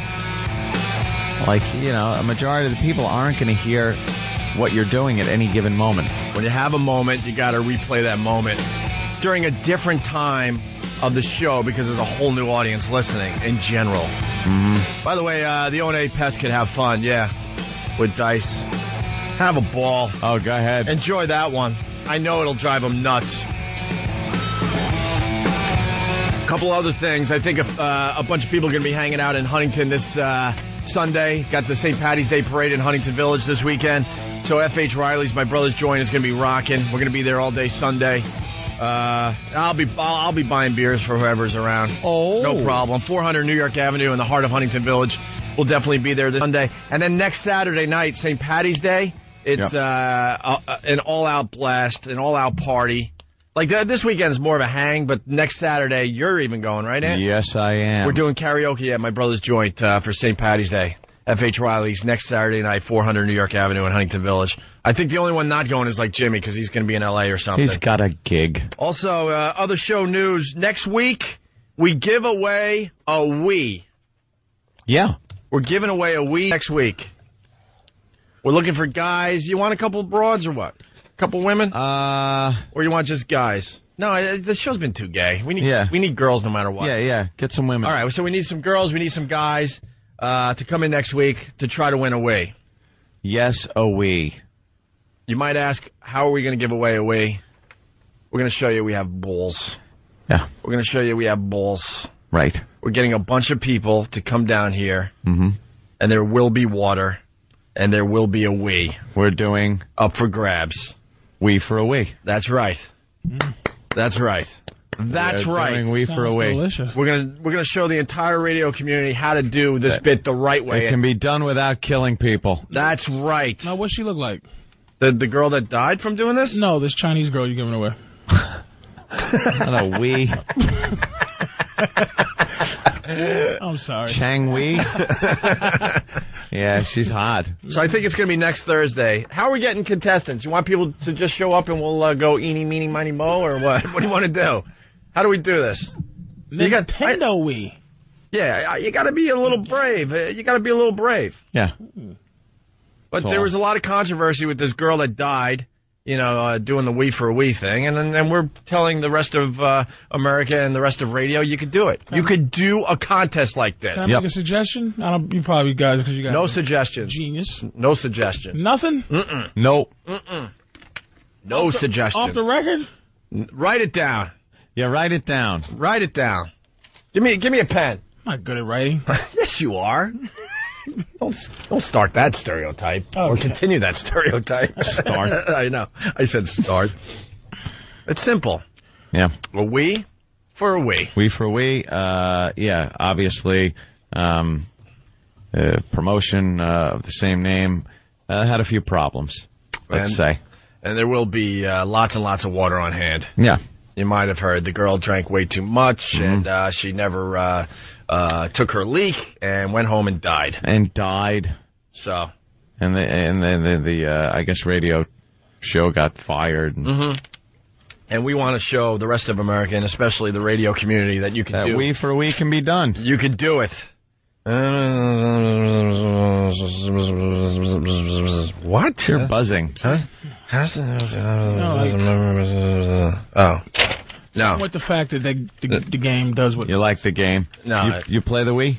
Yeah. You're a video gamer. Can't find it. Yeah, you can't find it. Well, that's why we want to give one away. It's hard to find. Because Than's buying them all up to make people think they're popular. No.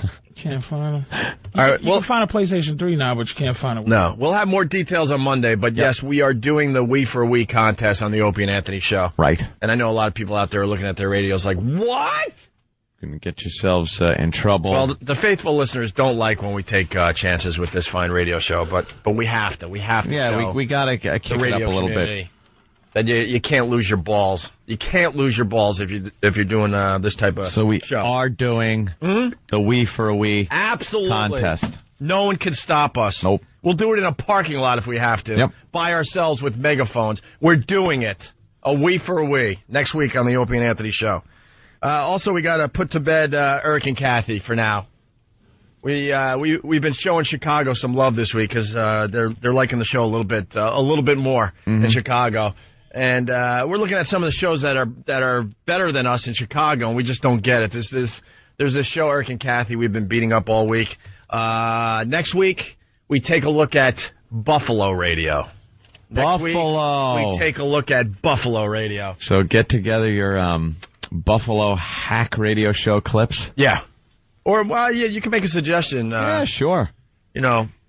Turn us on to one of the really, really bad shows. So, Patrice, you do a lot of radio interviews. You do any of these, couple shows? Like, it's the guy and the girl, and even though they are probably both married in their regular lives, they kind of have this weird, marital vibe when they're doing a radio show? No. You're lucky enough that you don't have to do those shows? I got lucky. All right. I'm just trying to set up the bit. Thanks for the help. Oh, my fault. I'm trying to get used to radio. I had a sense that's what you were doing because I actually thought you cared for a minute, and I didn't realize that. I was like, yes, I should. Yes, I have. By the way, I was just trying to start some chatter. I could give a crap if you ever did it. Chatter. I really am an ass. I'm sorry about that. Go ahead. Thanks for trying to bring me in. That'll be the last time that happens. So, Patrice, nothing. All right. Well, basically, this show is god awful. Okay. What we did is we got a sample of what they're doing on their show today. Today, Sam? Yeah. This is audio from Eric and Kathy's show today in Chicago. And then what we do, Patrice, we take that same clip and we do a little manipulating and we make them sound funnier and edgier. Okay. We bring them into our world, the shock jock world. All right. So here's audio of Eric and Kathy. Yes, they are beating us in Chicago radio. Oh, this is what they're doing today. Eric and Kathy, my husband and I are on the verge of celebrating our 1-year anniversary. Oh, nice. 1 year of marital bliss. We never went on a real honeymoon and are trying to decide where to go and not spend a fortune. I've heard all of you talk about the vacations you've taken in the past, whether personal or work-related. We were wondering, what did you guys like best? Oh, boy, that's tough. Beach and sun and sand and surf. That's what they're hoping for their 1-year anniversary. I remember the Dominican Republic.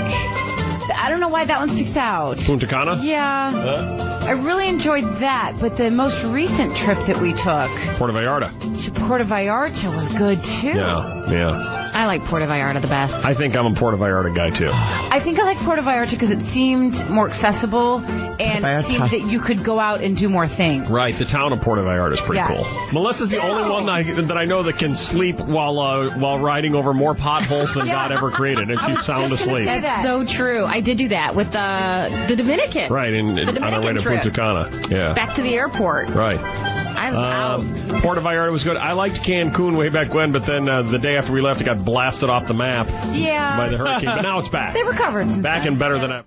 All right, listen. I got to be completely honest with everybody. Those guys are great. I tried. Fantastic. And I tried to focus and really pay attention. They lost me somewhere in the middle of that clip. I think the 8th time someone said Puerto Vallarta. That was annoying the crap out of me. You guys. Is it? You discussed. See, Patrice enjoyed that. We don't get it. We don't get why shows like this are popular in other with the cities. whole.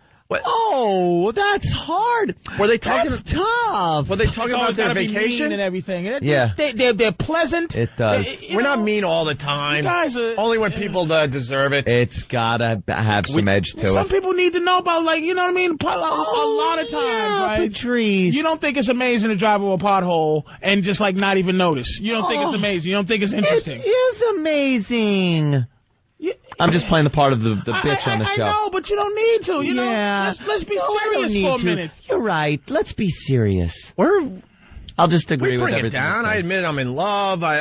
Look, I love the listeners, even though I always have to add something. I hate them. No, you have to add something. See, your niceness has to always be added with meanness. It has to be, I'm in love, but you, fat boy, you don't know what love is. Oh, yeah. It always has to be mixed. It always has to be backhanded compliments. Yeah, it always has to be some type of Lucifer versus Michael kind of thing. We always gotta have the gamut. Why can't you just talk about, hey, you know, it's cold out, and not, whoa, it's colder than something's breast, you know, or colder than Because people are usually wait. That's a horrible. Because most people are miserable when it's cold out. What are you trying to? You're supposed to try to make that happy. But comment in a nice way about what people are going through. You know something? I understand what Patrice is saying because I hear that kind of sensitivity when they all get together as comics and sit around at a table and talk to each other. Because all you hear is niceness and there's never any meanness. Where do you think guys get a lot of the fuel? Look at the guys. I'm just saying, you guys, man, that was very interesting. It was friendly. It was a turn from this, and I'm putting quote signs in the air. Wait. This shock jock thing that you guys do. I actually found that entertaining. Sit throughable. You would sit through that. Are you kidding me?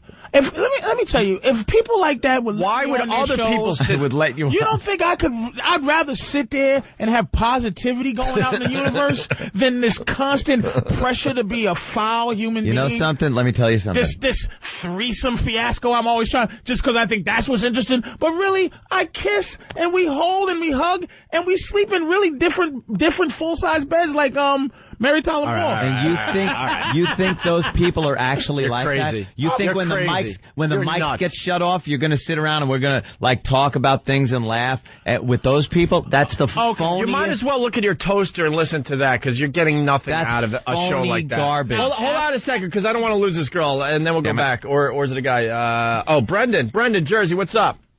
Hey, what's going on, fellas? Hey.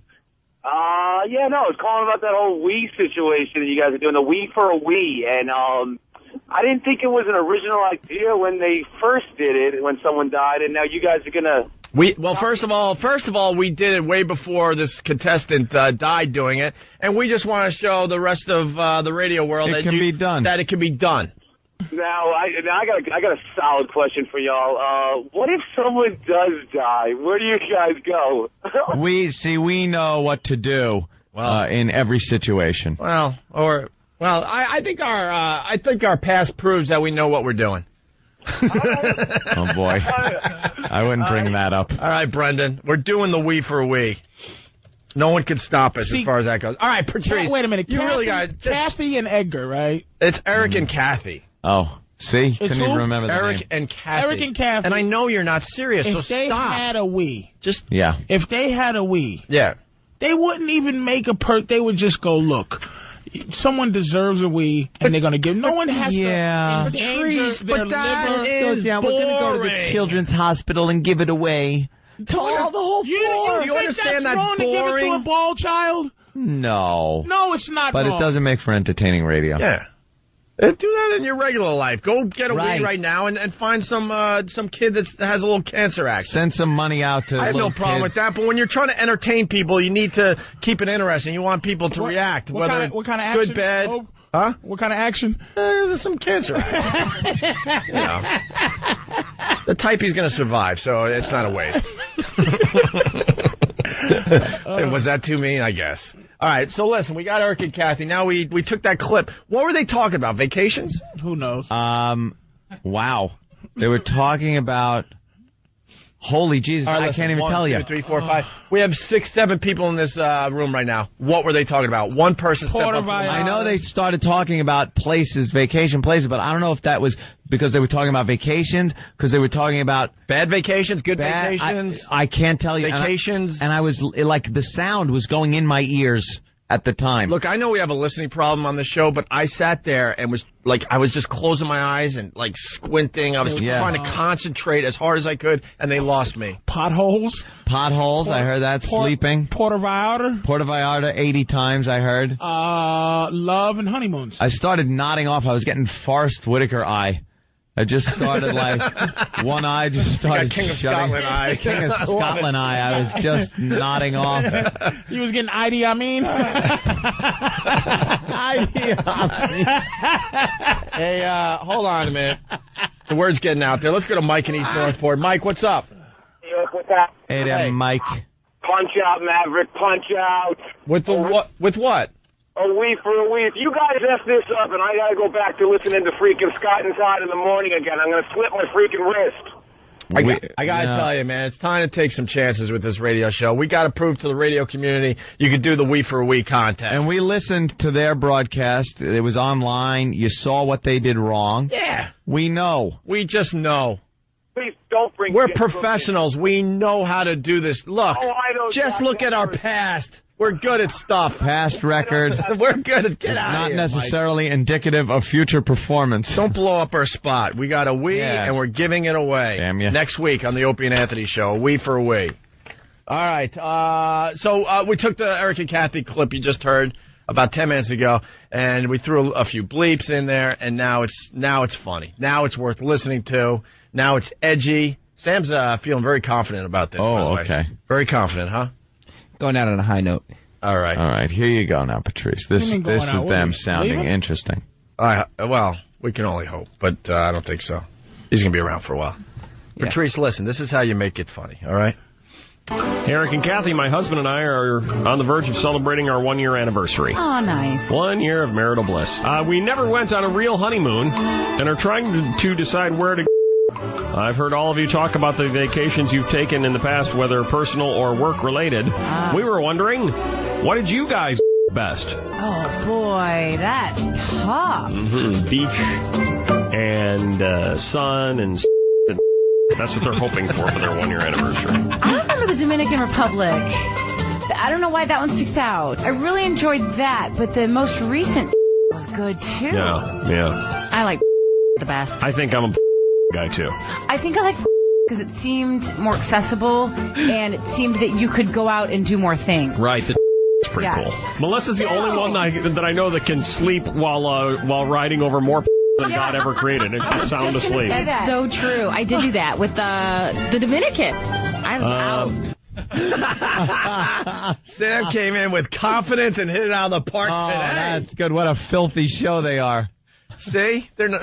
They like to get edgy there, Patrice. Oh, are they a dirty, dirty show? A dirty show. I feel like reporting them. Yeah. There's one on TV that's just like it. Like a TV version of those guys with the... See, now you're with us. Yeah. The morning TV's filled with these couples.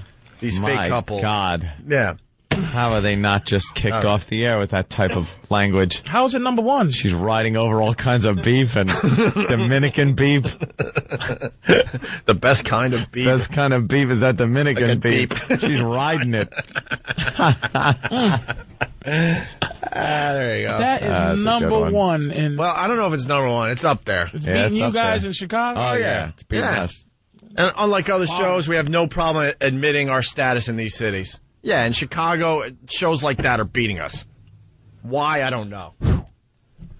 Well, they're edgier than us, based on that last clip. Oh, yeah. Jesus. If they did that every morning, I'd listen. Wow.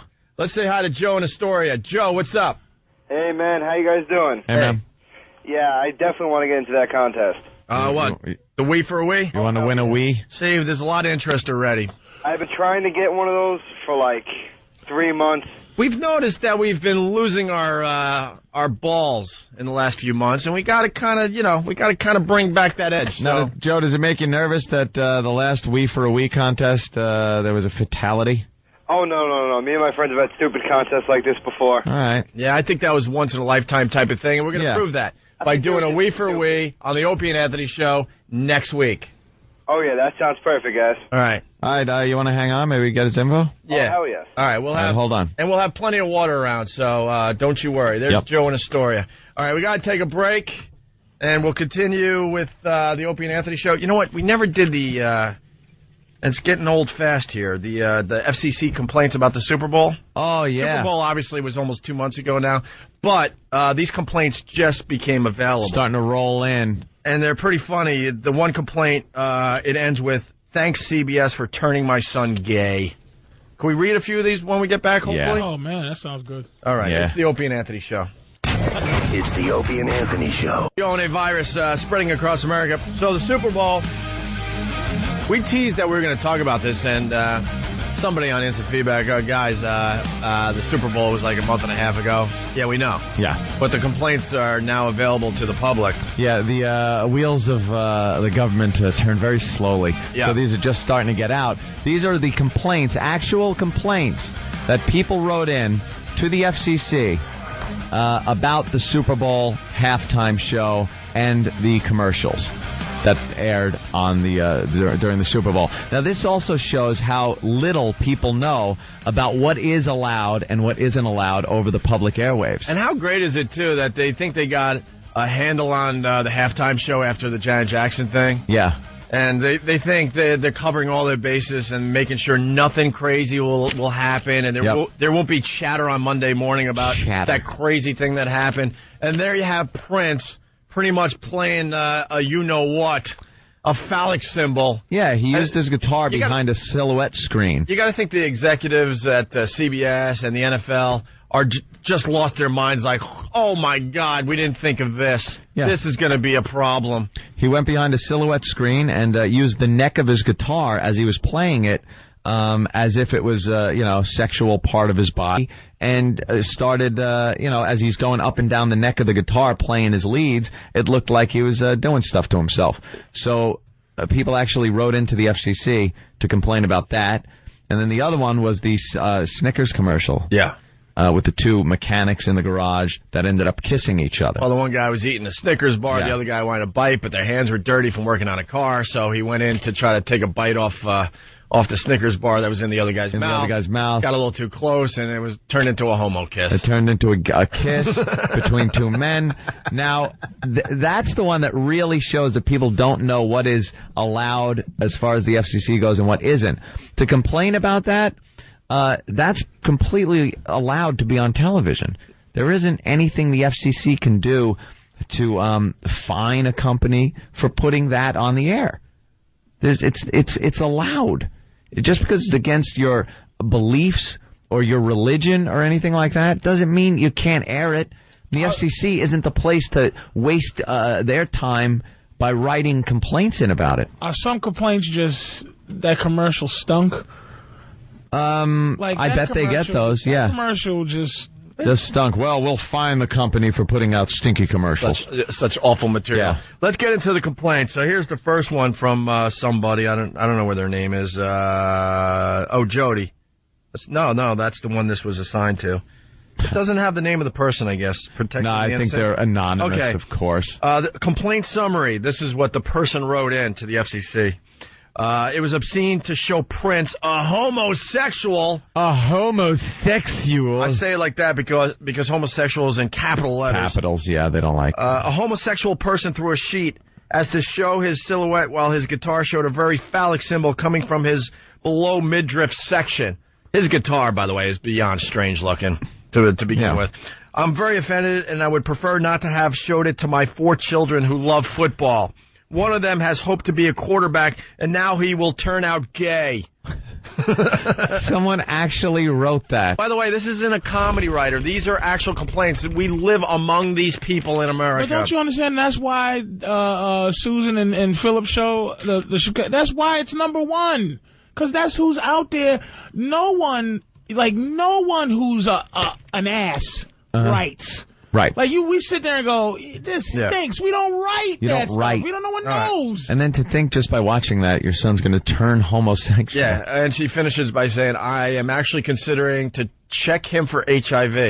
Now you're sitting there going, there's no way some dummy wrote this. No, she wrote this and sent it to the FCC. This wasn't a goof email to her friends at the office. Thanks, CBS, for turning my son gay in capital letters. The next one. Mrs. Nagel? Find the name? I find it highly unacceptable to have a family watching a sporting event only to find Prince stroking, manipulating, and fondling his guitar behind the curtain. This image only made him look extremely large, which made the rest of us feel small and unable to perform this evening. Unable to perform. Now, that guy sounds a little goofy. I don't think so, though. People are just dumb out there. Can we acknowledge that? Can we do me a big favor, please? Just one thing. Could you just add, when you say people, just add the word white? Yeah, that's another thing. I would love to disagree with you, Patrice, but you're kind of right. Just please. If you profile these letters and stuff, it's definitely white people. Just white people. Fair is fair. The Schwoogie gets a bad rep on this show, but we got to call it like if we see it was somebody These black are crazy white people. This is just white. You're kind of, Yep. You got him. All right, here's one about the Snickers commercial. Actual summary to the FCC. Actual complaint summary to the FCC. The Snickers bar commercial promoting homosexual behavior was disgraceful. Also, the giant shadow phallus from Prince's guitar was equally disgraceful. This behavior has no place in a primetime major family event. It was easier explaining to the kids about Jackson's boob being exposed than explaining the pro-homosexual theme of this year's event. We will never watch live again, only on TiVo, with the halftime filth show cut out. It's pathetic when you can't keep porn out of the Super Bowl just because 6% of the population is gay. Jeez. These people are, these white people. Exactly. I thought I saw Peyton Manning's panties showing through his hip guard. I saw a bulge. I just can't take it anymore. Your people. Here's another one. This is the Snickers commercial again. This is a commercial during Super Bowl. It was a candy bar commercial that showed two guys kissing. My husband was in the kitchen when our son said, "What the F?" My husband rushed in to see the men kissing. This violates our religious beliefs and exposes our children to obscene and disgusting material they are taught are wrong. I want something done about this. Where'd your kid learn what the F? Well, yeah. What other mistakes was you when your kid was watching the adult program by himself? At what point did he learn how to say what the F? You know what's sad about this? These people started all this, and they got rid of the Snickers commercial. They bailed. They bailed on the whole commercial. But do you see, especially that letter, it says this violates our religious beliefs and exposes our children to obscene and disgusting material they are taught are wrong. That wasn't obscene. It wasn't obscene in where the FCC can do anything about it. They actually wrote to the FCC about this with no knowledge of what the hell the FCC is supposed to do. Just idiots. They should have a company that you write when you like stuff. Oh, yeah. Yeah, like there you go. Something where you only can write positive stuff so you can read. Oh, no, I got the Snickers commercial. I understood the context of it. It was good. Yeah. All right. Here's the next complaint. I was shocked to see the Snickers commercial on television last night. Two individuals, men, engaged in a very sensual sexual scene. Obviously so caught up in the heat of the moment that they forgot they were men, and it was inappropriate to be acting in such a way. I realize the Super Bowl ads are a big thing in advertising, but who monitors the content? I was disgusted and shocked. My two kids, 8 and 10, were also watching, and they were shocked. Were they? Does paying a lot of money for these coveted time slots give companies free reign to air whatever they like? Come on, folks. It's 7 on a Sunday night Super Bowl. Yeah. So? It was a goof commercial. God, people are so uptight about things. Could you stop with the people? Are we allowed White people are so uptight about this. What is the deal when, because we talked about it earlier, about a porno, when you're watching a porno and it's a gay porno and the guys start, kissing, you go because it's just against anything that a hetero guy could sit there and watch comfortably. It's very uncomfortable. Mm. But that was like a goofy commercial thing. It wasn't gay porno. It shouldn't upset people to the point where, and I'm sure your kids, 8 and 10, were probably laughing at it. You know, I don't think they were shocked. It's like the Janet Jackson thing. The kids, I had kids in the room. They didn't see it. It flashed by so quickly, and then the news played it 8,000 times, and that's probably where they saw it. Yeah, the news showed everybody in the end. Black boob. White people. White people get very upset at this kind of thing. I would love to know how many black people write in complaints to the FCC. Not even a drop. Yeah, not a one. I'm with you, Patrice. We complain outwardly. Yeah. Unless, Oh, you guys get uppity. Trust me. Yeah, when it comes to actually writing. We don't know about it. We ain't going dear nobody. Yeah. We don't believe anybody really is going to read it, but we know people going to hear it. Unlike Dice, you do it face to face. But I'll tell you what you guys do. Oh, boy. We're not covert. You know how to march. No. You people can march. You know how to. I'll tell you that. You might not know how to write, but you guys know how to march. White people can march. White people most covert in the corner. Dear, I don't like, and then they go out and they like, hi, homosexual that I'm not uncomfortable with. I can't hi, black person. I can't disagree. Hi, Mexican person. Yeah. Phony baloney. All right, here we go. One more complaint here. The indecent material is part of a Snickers commercial in which an adult male working on a car places a Snickers bar in his mouth. He then, using the Snickers bar in his mouth, simulates an erection next to the face of his male coworker. What? The other male eats the bar from the opposite end while both men are making all sorts of noises. They ultimately make lip contact. This material exceeds indecency and it's obscene. Well, that person sure read into that a little deeper than it was meant to. Dear Caucasian. Did I say Caucasian? Dear white person. Before this is over, can I please say something? Yeah. Mm-hmm. Danny has a bump on his head. He looks like a Sinbad villain. Like it's the biggest bump I've ever seen. What happened? It's disturbing. What happened? I don't know. I broke out kind of bad. Aww.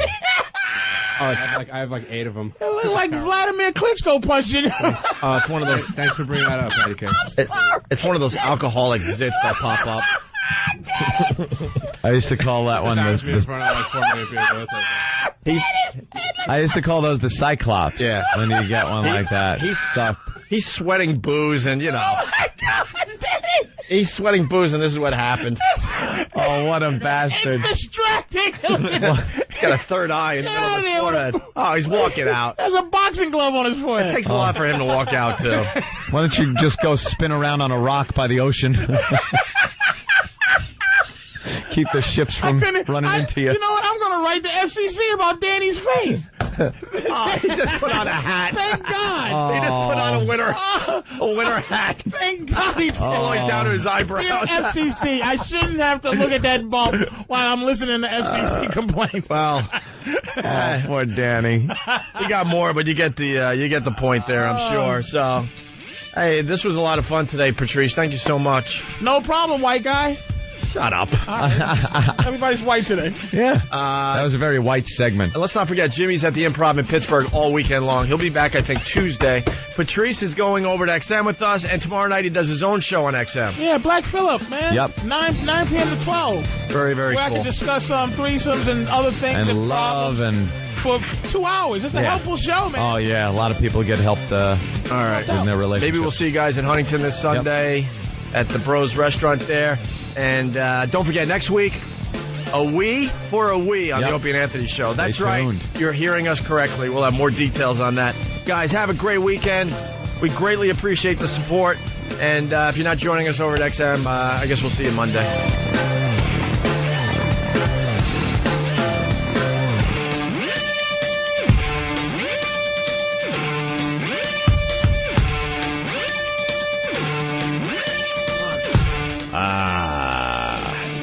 Master Pope grabbed me on the way into XM, and he said, ask Patrice about maybe. I guess you got this whole thing on the word maybe that had him cracking up as he was walking you to Free FM this morning. Yeah. Yeah. Patrice was like, yeah. Was it what you were sort of telling us? Yeah, it was the same thing. You were just starting to get into it, and then we came back. That's all right. It's the same thing. I don't want to overkill. It's not overkill. No one heard it. You know, You only... See, that's the weird thing about doing this radio show. Well, the Pal Talkers probably heard it. Yeah. But we continue with just babbling while the commercials are playing, and I hate to admit it, sometimes that stuff is way funnier than the stuff that makes the show. And then you think you did it for everybody, and then you realize, wait a minute, that was just for like 5 people. No, I'm just saying how it's a little tougher. It's a little tougher to have a girlfriend that loves you than it is to have 5 hoes that... It's just easy to tell them stuff, you know. It's like, you know, if a girl, I tell my girl, I don't want you to come over my house, immediately there's a why.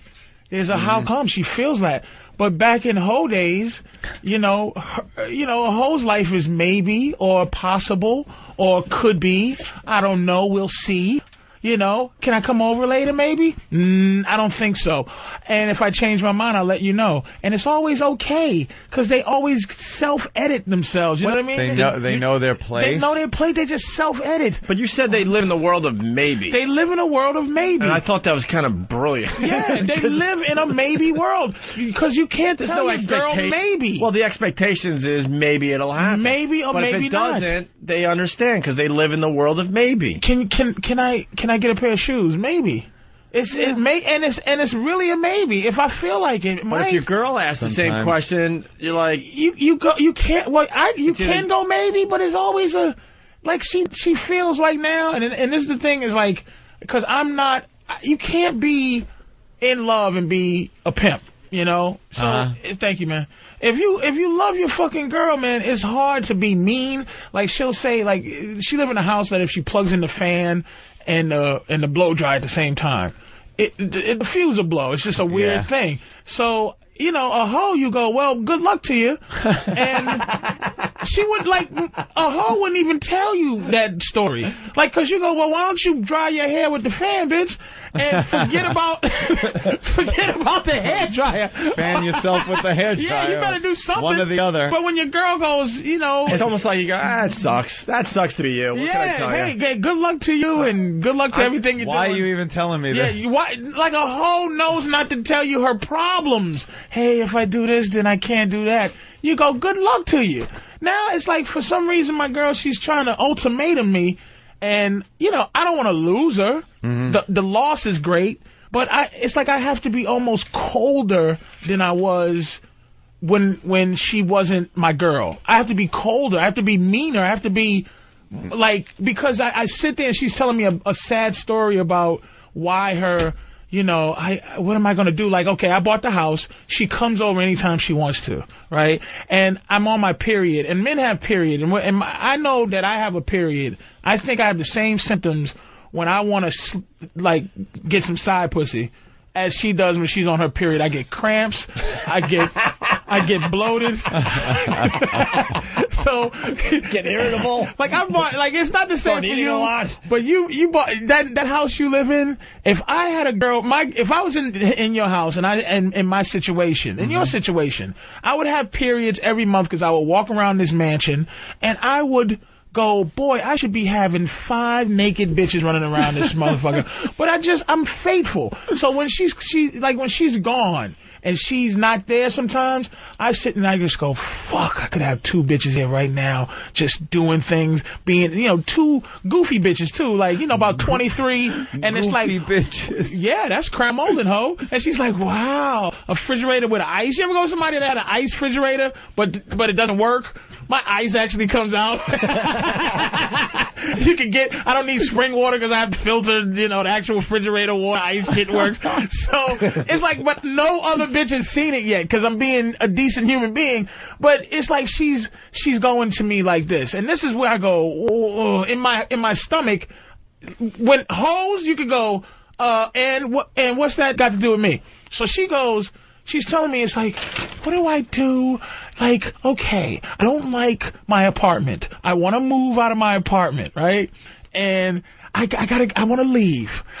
But what do I do? You don't want me to move in with you. So do I get another apartment or do I move in here? So she's kind of giving me this ultimatum. I think it was kind of like checking you out a little. To see what I'm going to say. Yeah. Because I don't want to be cold and say, look.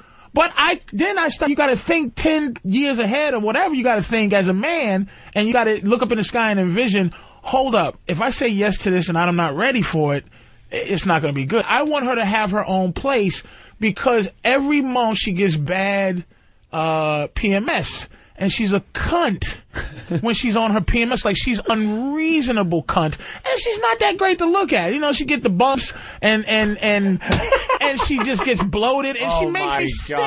So I want her to leave my house when I don't want to be around her. Sometimes I just don't want to be around. I want to be doing things. I don't want you around. So, you know, but I can't say, bitch, take a hike. I can't be mean like I can back in hoe days. 5, 6 girls is like, hey, bitch, what you want from me? I can't get over. I don't have a car. Oh, Oh, well. Maybe I'll pick you up. Maybe I won't. Hey, listen, if you come by, it's possible I can drive you back home. Not a guarantee. You know? The world But when you're now to love, man, she's in love, and it's like, that's what I'm saying. And I love her. It's very difficult to be hardcore. But I have to be harder now that I love her than I was before. Because now, you know, she's self-edited. How long have you been together now? She's been with me a few years now, bro. 5 years. She's 5 years. She is. I've been with her. I'm telling you, I've been with her 2. She's been with me 5. She's now engaged.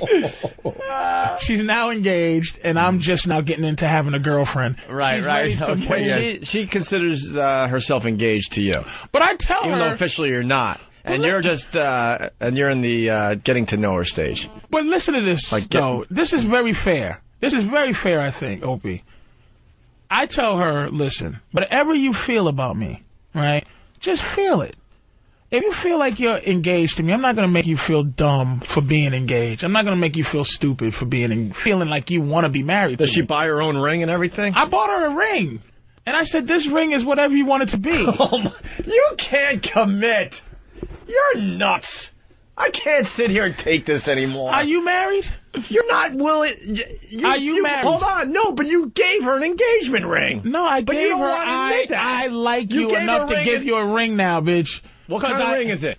Oh, it's a nice one. Diamonds? Yeah. Looks like an engagement ring? It's bad, motherfucker. See, you can't commit. And a matter of fact, I told her, wear it on your pointed finger. I said, wear it on the finger you point with. And she put it on her I'm married finger. But I'm not going to tell her. If she wants to say, but why can't this is my fiance, I said it's cool. Wow, but you can't commit to the point to yourself to admit that. You gave her an engagement ring, but you can't say, I gave her, when I'm walking with my girl, I like her flashing. I like my girl to have I like her to be with the Joneses. I like her to feel like she has a phone that she can pull out with other bitches, hands that are pretty like other bitches. It's an ego thing, even though it's for her. It's an ego thing too. I want her to look nice. But the engagement ring is pretty important to the women out there. You could have done the same thing by getting her some big, diamond earrings. No, but I like to see her hand flashy. I like for her. Like, say she's around some other bitch talking about what their life is like. Patrice, admit it. Hold on. Admit it. I can't let you go ahead, man. You got engaged. I'm not engaged. I could see Patrice standing in front of, like, a minister in a tux with a bride next to him just going, I'm not getting married. It's like, I'm not getting married. I do. I'm not getting married. He whispers to her, look, this is whatever you want it to be. She thinks we're getting married. The food looks great. She tells me to this day, she gets upset. See, this is what I'm saying. I'm sharing a lot of this shit. This is our personal life. She gets upset when, she asks me, why are we together? Because we're very open about our past relationships, and so I gotta fucking be gangster, because she popped a couple of guys I know. When you know, you gotta be gangster. Not personally, but just of. Yeah. I had to bite my face, not just my lip. I had to bite my face. Like, I'm just sitting there going, motherfucker, who? And I had to fucking just deal with that. So, I tell her, my shit was, when we were together, I call it karate class, and when we were together, she was a friend, and I had full-fledged karate class. I had at least 5-6 students. She used to look out through the window and go, I want to join this class. She joined the class, but she was very low on the totem pole. She was very low in terms of where she was. And she always asked, well, why are we together now? I go, you hung in there. You fucking hung in there. Women, I never leave women. They leave me. And I get women who, she goes, well, I was the stupid bitch that stayed there. I said, no, you were the girl that had the skills to be the other chick. Like, if you date a doctor and you treat her like a whore, eventually she's gonna go, I gotta get something out of being a whore. I am not you can't just fuck me in the mouth and just expect me. I'm a doctor, or I'm a lawyer, I'm a teacher. I can't. Dude, it's turning today. I mean, you've been everyone's hero for a really long time with relationships. Go ahead, man. But Patrice is full of shit and Go in ahead. denial. Wow. You're engaged. I'm not engaged. Just because I bought a ring, that's absolutely you have a not. tough time committing in general. I'm not even talking about relationships, just in general in your life. Committing to stuff? Things. No, absolutely not, man. All right. I don't second guess myself. Put it this way. When I gave her the ring, I had to explain to her, this is not an engagement ring from me. This is a ring because I want to buy you something nice. So why not get a ring that doesn't look like an engagement ring? It sounds like you got a ring that anyone else would go, wow, that's an engagement ring. Fuck yeah! So there's other types of rings out there you could get that don't look like... Let me give you an example, okay? Say Anthony's house. Do you not, and your woman's friends, the fact that you love your girl, right? Yeah. Don't you enjoy the fact that if your girl brought her friends over your house and she feels it's her house and you don't mind her feeling like it's her house, even though it's your house, but the pride that she walks around and goes, come on, ladies, that she goes, bam, this is the life I'm leading. Right. This is how this man's treating me.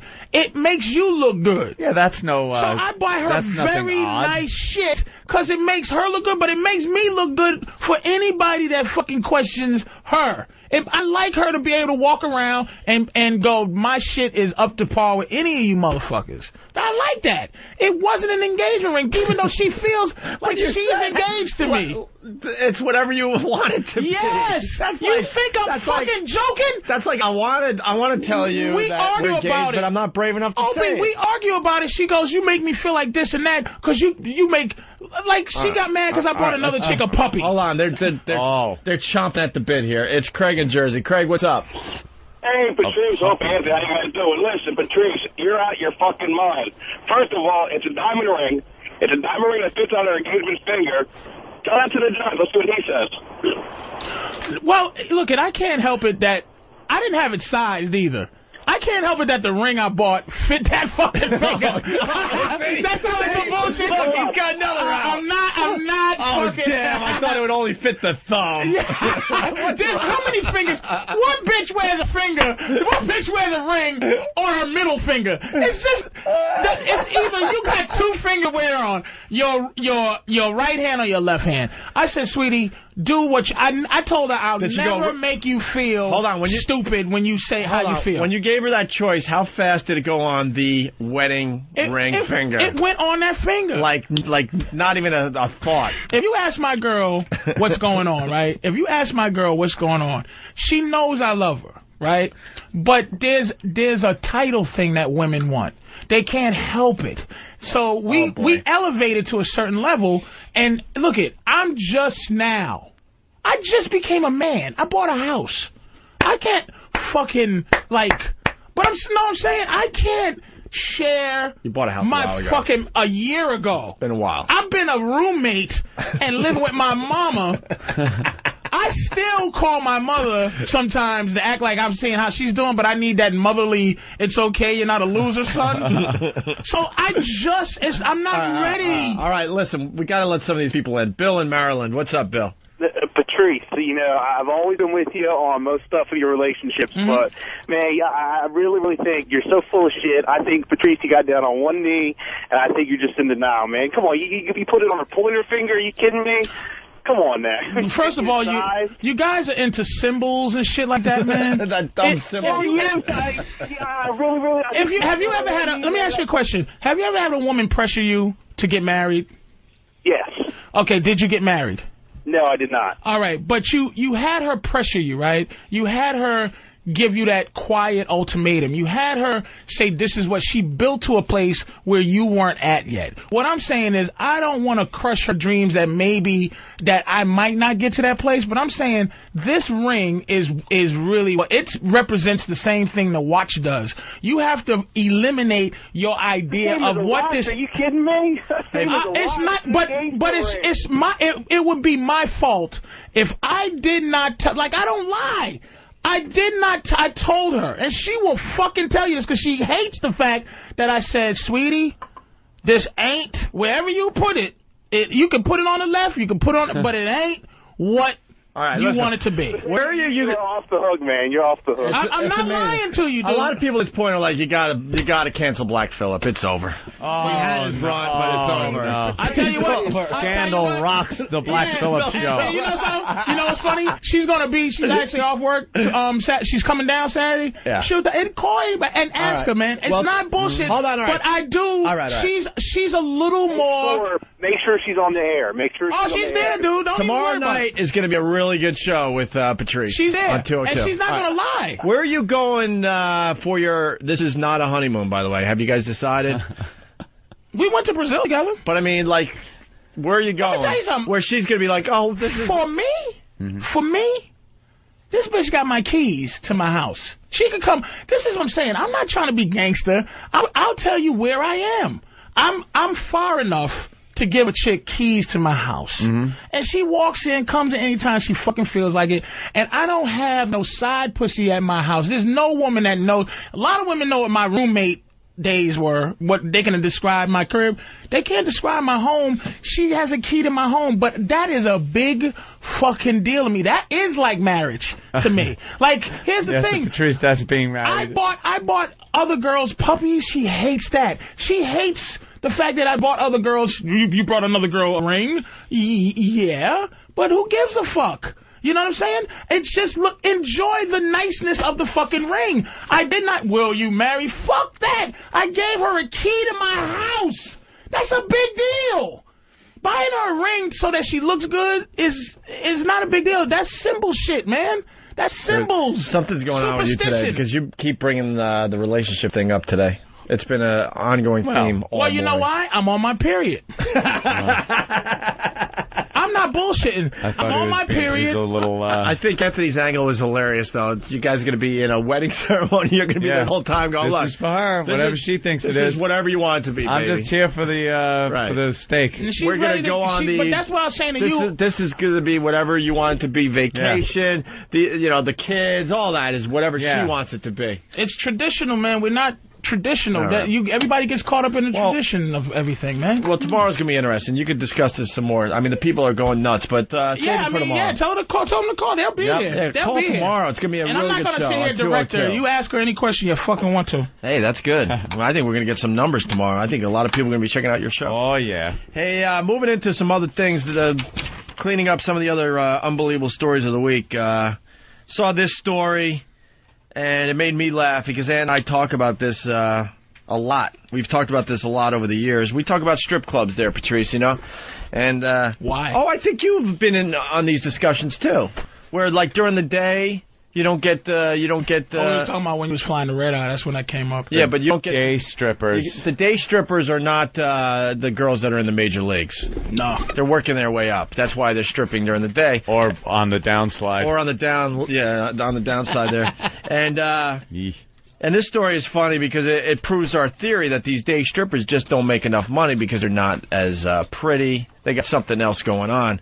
So you got these strippers that rob the bank. Yeah, bank robbing, Barbie bandits? They're not Barbie bandits if they're robbing a bank. If they were Barbies, they would be making tons of money. They wouldn't have to rob a bank. One was like all right, I guess. Oh, you saw the pictures? In her mugshot, she looked pretty skanked up. Yeah. But you could tell, like, maybe cleaned up and with some sleep or something. But the other one was a complete mess. And, they're bank robbers. Apparently not good ones. Parents of an alleged teenage bank-robbing duo sit on national television this week. They couldn't comprehend how their daughters could have, as police and surveillance tapes suggest, giggled behind fashionable sunglasses as they robbed a Bank of America branch last week. Teen bank robbers. They're day strippers. Those are day strippers. Yeah, day stripper. Yeah, I got the pictures now, too. Yeah, those are like... That's the poster you would see if they had a day stripper. Where would this take place, though? Because they might be night strippers. Georgia. Atlanta. No, Atlanta's got strip clubs all over the place. And they're white girls? They're not just white day girls. strippers. They strip on the bus. They strip in taxi cabs in the front seat. In Atlanta, that's strip central. Well, they're shocked at Shooter Alley, a new dance club outside Atlanta, where coworkers say Ashley and Heather, both 19, worked the afternoon shift. Wah, wah, wah, wah. Yeah. Yeah, I never would have thought it ever, said 26-year-old dancer Dream, who says she works with Miller. Her stage name, Adrienne. Ugh. She can't even get Adrienne, I don't know what she can't even get the stripper name right. And Johnston goes by the name of Charlie. Hey, Charlie, come over here and give me a dance, Charlie.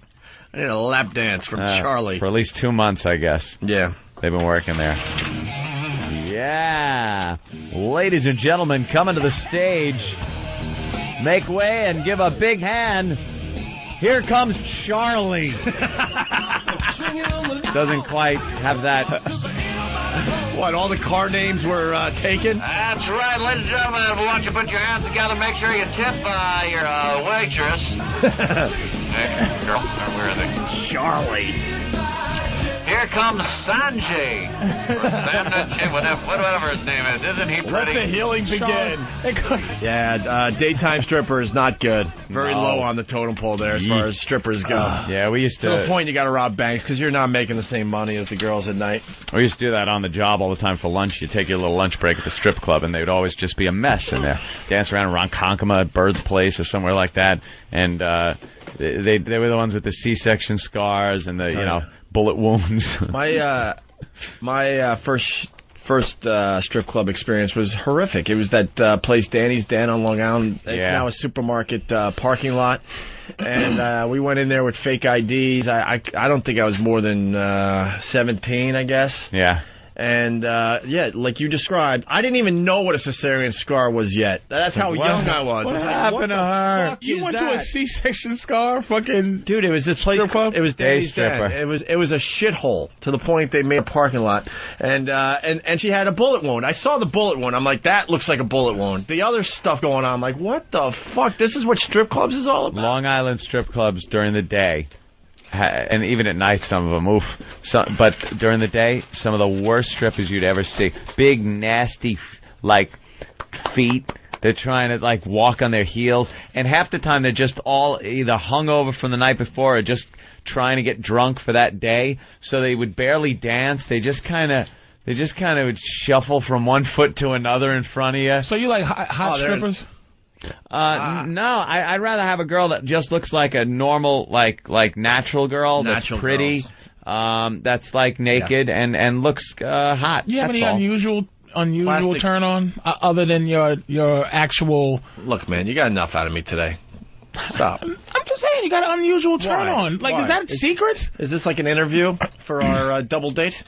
No. All right. I'm just asking, don't fight back. You look weird right now. Just because I do like filthy strippers. You like the filthy stripper? Like the plastic looking strippers with the fake boobs? No, I'm saying I like that's why I asked you if you like the sexy strippers.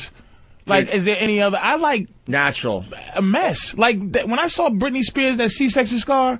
Yeah, you like that shit. It's hot, okay. that kind of shit to me. I thought you meant the fake boobs and everything is fake on the girl. Why You're talking about you're talking about the sloppiness. I like a day stripper type of broad. Yeah. That's what I'm saying. Wow, you love those clubs then. I just like that type of look. Oh, were they a disaster? That would be a funny website. Day strippers. Day strippers. Picture after picture of day strippers. And they're the ones that the jukebox is playing and a song comes on they don't like. So they have to take their shirt that they had on, put it over their boobs and go, could you eject this one?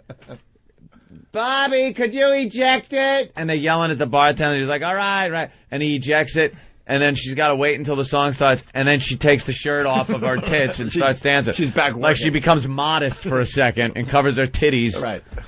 Redding from Whackbag. Coming down the spiral staircase, here's Gertrude. Gertrude, everybody. Yeah, you'll love Gertie. Let's say hi to Alex in Red Bank, New Jersey. Alex, what's up? Nothing. What's going on, boys? Hey. I was at a strip club the other day for lunch. A shit club? A strip club, yeah. That sounds like shit club. Nah, but so this chick, she's about 160 pounds and had the McDonald's arches tattooed on her thigh. It was rather amazing. What and the fuck is that about? Was it during the day? Yeah. Yeah, there you go. And there was another stripper who was 19. She had started 3 days earlier, and the whole right side of her body was purple from falling off the pole. It was fucking disgusting. Yeah, they just bandage you, give you a bandage until you get back on that stage. It is. You know what's funny about dishonesty? That guy goes, I was going to a strip club for lunch the other day. He didn't sound like this was new. This was an event. This is what he does. Those strippers are what's there. Yeah. So he added, blue, disgusting. He knew what he was getting into. That's what he fucking likes. Yeah. He's going. But he couldn't go all the way with the honesty and go, I did enjoy that half a purple body. Oh, something like that would be great to look at. Just as a novelty. I did enjoy Grimace. Sleeping on her side. Yeah. I did enjoy Grimace and the McDonald's theme. I do enjoy the McDonald's theme there. That's good. Another girl got punched in the eye. She looked like the Hamburglar. The other one looked like Grimace. The other one got the arches. I'm not saying. I went to these day strip clubs for years. Like, just, it was something we always did on a Friday after work, or after lunch, actually. We'd all just get in the truck and go to the one of the strip clubs. It was great. You just sit there bullshitting, looking at naked broads, no matter if they were messes or hot.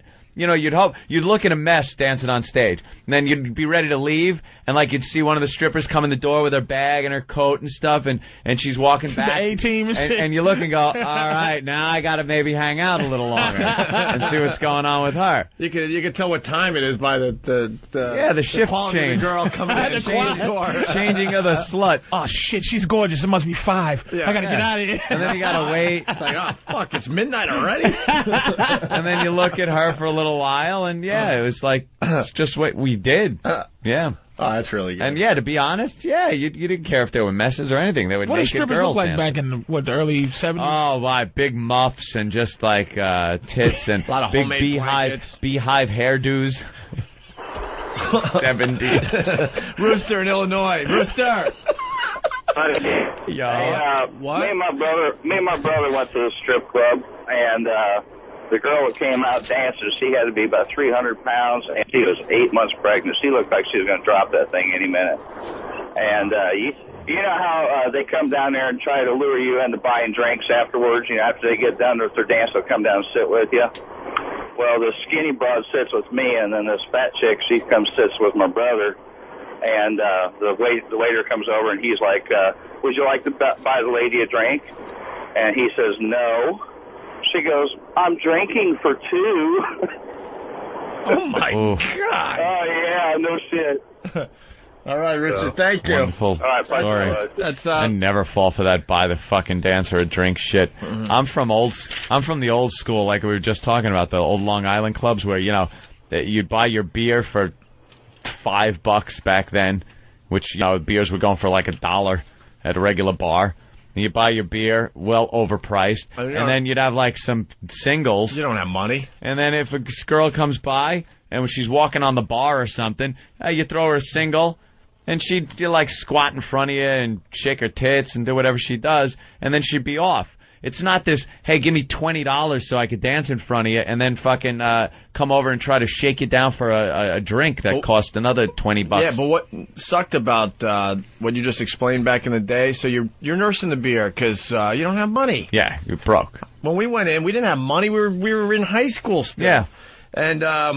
And then the huge bouncer would pretty much stand very close to you and just stare at you and your beer, and you would like get all nervous. And I never got that. You never got that, and you would drink it faster, No. and then you're like, oh fuck, now I got to order another one, and I only have $10 for the night or whatever it would be. I never got that. You Wow. never got the pressure? Nope. They would not say anything officially, but they would look at you to the point like, look, you got to drink that beer. Nah, and just order nurse another the one. beer. And then it was always good when you got one of the, we used to call them the saps.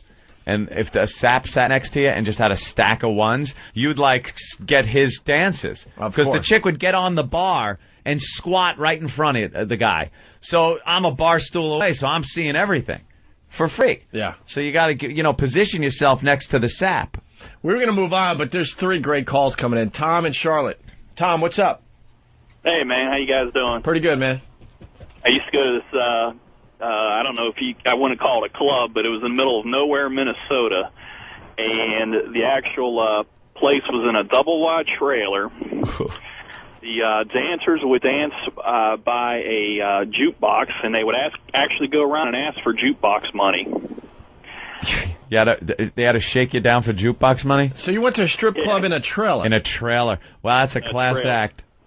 I don't know. Can I say the name over the air? No. No? Name of the club? All right. All right, yeah. It doesn't matter. It would matter to you and a couple of your buddies listening right now. Yeah. Thanks, Tom. Yeah. Strip club in a trailer. I've never heard of that before. Dave in Arizona. Dave. Oh, and hey, what's going on, buddies? Hey, man. The first time I went to the strip club, a couple days after my 18th birthday, Arizona, called the Bush Company, and I ran into the lunch lady from my elementary school.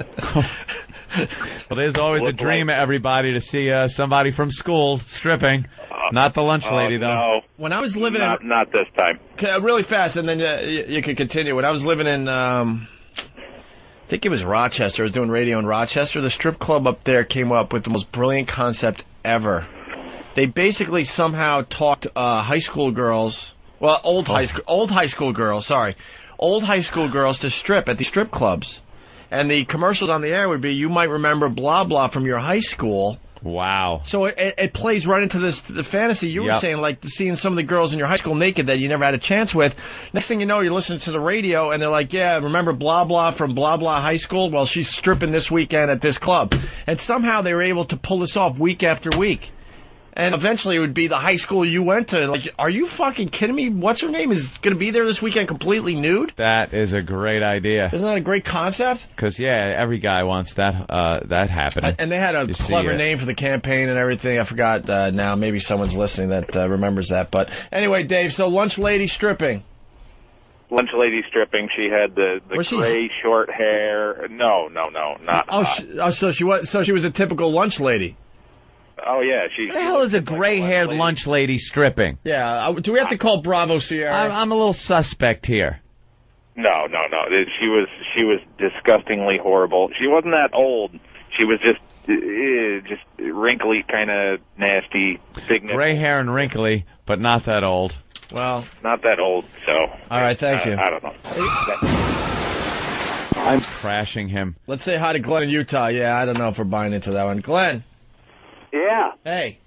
How you boys doing today? Hey, man. Someone is yelling, the classy cat. Hey, the classy cat. Not that I know that or anything, just pure speculation. Yeah. But somebody knows exactly what I'm talking about. Girls from your high school stripping. Glenn in Utah, yeah, go ahead. Hey, it's simple as this. I went to a brand new strip club, first night, right? Two pretty good-looking gals come out. There's 5 stages out.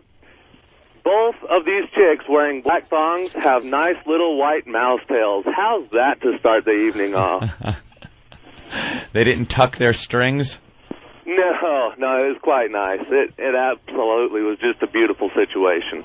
Are you exaggerating, or are you into that? No, it was quite discouraging, needless to say, because they were both very good-looking chicks, and to see the old mouse tail hanging down. The mouse tail. Mouse tail, that is funny. That's fucking disgusting, man. I really don't know if I've ever heard it called that before. That's amazing. Yeah, the white mouse tail. Oh.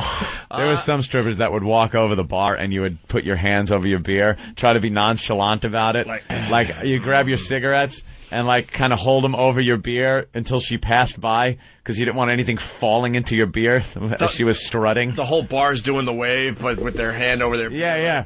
As she's moving, they're all like kind of, or you'd pull the beer off and just take a sip. Could you pass by now?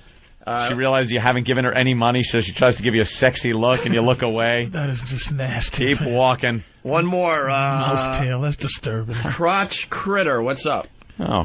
Hey, I got one of the worst stripper stories ever. I was in the service. A bunch of us went down to Memphis to a club down there. This hot chick comes out, starts dancing around and everything. Basically, you see her from the back. She turns around, and I swear to God, looked like a cougar, a mountain lion that just hung from one of her tits. It was about 6-8 inches longer than the other, and it just had stretch marks all down the damn thing. later in the night, they do this thing where it's like a lotto. You pick the girls, they come off the stage, try and win prizes. They give away like free jackets, all that crap. We all go up there. I stood in line. There was another blonde up there. This chick, because I'd given her a couple $, just to get her to move down the bar. The chick with the mountain lion scars, she sits there and cuts through line and reaches and grabs me. There was nothing I could do about it. And of course I didn't win a jacket. Sucked. All right, punch it out, guys. That's funny, though. I like his stretch tit part of the story. By the way, Classy Cat is wrong. John's got it from Jersey City. It was Foxy's in Scottsville, New York. This is absolutely true. And the slogan was, come see girls in your neighborhood. Come see girls in your neighborhood strip. They were still doing those spots in 2003 when I was at RIK. Yeah, that was good the slogan. Promotion. Come see girls in your neighborhood strip. We should start that bit on our show. Ooh. We should have girls come in from high school. Well, from high school, days. Like you come in, you go, look, I went to blah blah high school. I graduated in blah blah. And even if you don't know the broad, you're still into seeing this girl naked. Yeah. But it'll be an extra treat for the people that'll go, oh my God, I remember this girl. They'll go through their freaking yearbooks and everything. Want to start this or what? Jot that down. All right. Work on that. That's good. People love that shit. Really do. All right, we're going to take a break. We're going to regroup. We haven't done it in a while. It's one of my favorite bits when Patrice is here. You want to do it or what? Top country songs? Yeah. It's been a while. They probably changed. The people from PA are applauding. More people from Pennsylvania come up to see this show than anywhere else in the country, by the way. Well, we'll see what you two are about in a little while, all right? What? What? Huh? What the? Who the? Those two right there. Oh, yeah. It's the Opie and Anthony Show. All right. We're back. By the way, they're tallying the votes. All right. We'll have the announcement, or the winners, I should say, for the video contest, the latest video contest. I went through those last night. Wow. There's some great some really good ones and some really bad ones. Yeah, we'll have the winners in a minute or two here. You can check out the videos for yourself at opieandanthony.com. All right, we got country songs in front of us. It's an interesting bit we do because we don't know shit about country music. And I think the truckers and I don't know, some of the country fans out there, they enjoy this bit because we're just clueless. Well, they can relate because they like it and they know what the songs are about and we don't. Yeah, they know these songs like the back of their hand. And they should be proud of that. I'm looking at this list and I'm trying to be honest with everybody. There's not one of these songs I've heard. Nope. Every once in a while I'll hear a country song. I don't know any of these. So we go through the top 10 country songs. We give the title of the song, and then we try to guess what the song is about. What the song's about, because country songs always have a story, and it's very obvious. The story, maybe not the title and what it means, like what the story is about. What this game is all about is us trying to guess what the story is about just based on the title. Yeah. But the song itself usually has a very obvious story as opposed to some abstract kind of rock song or something where you can't really guess what it's about. It's black and white there. Yeah, well, it's all white. It's all white, right? All white. We wanted to do this with the top rap songs, and Patrice made a good point earlier that it's just way too obvious when you can't do it with rap songs. What was your example again? I'm gonna fuck your bitch in the mouth. Yeah, it's like, well, I think that's a song. I think it's some double entendre. Yes, the mouth is a metaphor for society, and the dick would be. Ain't no innuendo. The song is, I'm gonna fuck your bitch. Nigga, if you walk up on me, I'm gonna tell you something. I'm gonna fuck your bitch in the mouth and I'm gonna shoot you in your face. And that's about... I wasn't even going to talk about this today, but I just took a peek at the TV here. I know we jump all over the place. You're used to that by now. CNN is doing a piece on the South Park episode we discussed yesterday. Probably one of the most controversial episodes. If we have time, we'll play the clip for Patrice and see where he's at with that. Okay. First song. We don't have to do all of these because some of them, who gives a shit? In 10th place, Jason Michael Carroll, a song called Alyssa Lies. Easy. It's about Seems easy. Alyssa, and she lies. Whore. She told me she loved me. I gave up my goofy redneck shit. I gave up my horse, Calvin. The bitch was allergic to horses, so I gave up Calvin the horse. I traded in my really good what's some other redneck shit? I traded in my really good trailer for this shitty little car she wanted to drive. And then you know what? Alyssa fucked my neighbor. This bitch, it's a this bitch song. This funky bitch fucking bitch, you think? This fucking bitch song. Now, do you think it's him? Because I'm agreeing with you. It's pretty obvious. Alyssa lies. Yeah. She's unless it means definitely doing some lying. Yeah, she's lying. I don't think it means she lies down or something. So maybe. But maybe. Oh, wait a minute. Can I have a second guess? A redo or a second guess? Go redo. This is stretching it. Yeah. It could be. I think Alyssa's a guy. She really lies. It's a very rednecky. You got to stay rednecky. Yeah, you got to get in a redneck mindset. All right, now. Okay. All right, now. Yeah, hey, Jim. Mm-hmm. I met this girl.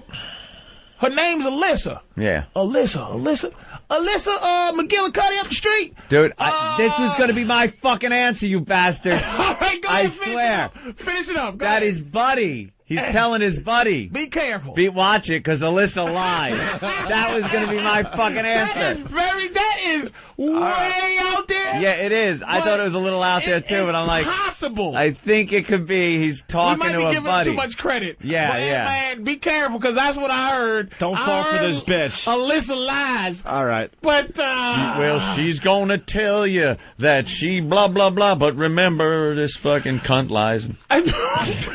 But that's not rednecky. I don't know, Dan. All right, let's like find telling out. your buddy. What are you guessing? I just went for the goof guess. I went for she's a guy. She's a guy? Just to keep it goofy. I don't know. I asked for a Snapple, and the bitch had an Adam's apple. That's fucking Alyssa lies. All right, here we go. He's really lies. Jeff. Jason Michael Carroll. Met a new friend. New girl, new friend. The other day. What the fuck is this about? About what? Well, I just... What? Without knowing any more than this, daughter's in school, comes home crying saying Alyssa lies, that mommy and daddy aren't together anymore. Maybe. What? And the kid at school knows through the parents, and she told she told the daughter that hey, mommy and daddy aren't together anymore. Your mommy and daddy are divorced. And she said, no, Alyssa lies, and now he's got to tell her, no, we're not together anymore. These crackers are getting complicated. Fucking what the fuck? Holy shit. Actually, Alyssa's telling the truth. Yeah, it's going to be I gotta tell you now. No. Your daddy's a queer. Yeah. Let's see what this go ahead. All right. What? You're looking at instant feedback. I'm gonna fucking you bastard. Child abuse. No, I'm serious. It is child abuse. Yeah. It's child abuse. You just said trying to cover every bruise, but what's she lying about? Alyssa's coming to school with a lot of bruises, and she's making a lot of excuses. And she's lying because she's Daddy. getting beat up all the time. Oh, so this is way. What is how this the fuck are we supposed to guess that? What are rednecks doing?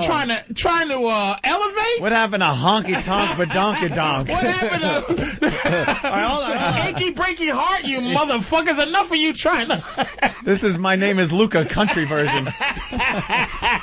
Someone is Reading from Whack Bag. Alyssa sounds like a size queen. Krista in Jersey, what's up? Hi. Hey. Hi, you're on the air. Oh, my God, Krista, come on. Oh, hi. Go. Yeah, the song's about child abuse, and she actually died, so it's like she lies with Jesus. Wait. No. No, listen to the whole song. That's it. At the end, is she dead? She dies, yeah. All right, she dies of the child abuse, but now Alyssa lies with Jesus. Baby. Are you kidding me? Alyssa lies dead. You know what? Yeah. Go to the end of this fucking song. Enough of you. I gotta hear this. All right, now we gotta hear more. Shit. All right, go ahead. What happened to fucking spin your partner round and round, you fucking crackers? What the hell's going on? Enough of this. So everyone wants to know where Alyssa is, and she's dead, and she lies. The daughter's asking question, and now the father's got to say, look. So it's not even. It's so. She lies with that. It's quadruple entendre. Entendre. It's like Alyssa. We have the lyrics. That makes it a lot easier. This guy must have made it all the way to the 6th grade. Johnny Stairs. What do you mean? With his eyes, or he fell down the stairs, or yeah? What the fuck? Oh, jeez. I'm Jason Michael Carroll. I'm a very sensitive song. I forgot we have to have the Schwarzenegger. Listen, lies. It makes sense now. I don't even know why, but oh my God. You got it. He's making it very difficult. Let's hear the end of this. Alyssa lies to the classroom. Alyssa lies every day at school. Alyssa lies to the teachers as she tries to cover her bruise. I had the worst night of sleep in years as I tried to think of a way to calm her fears.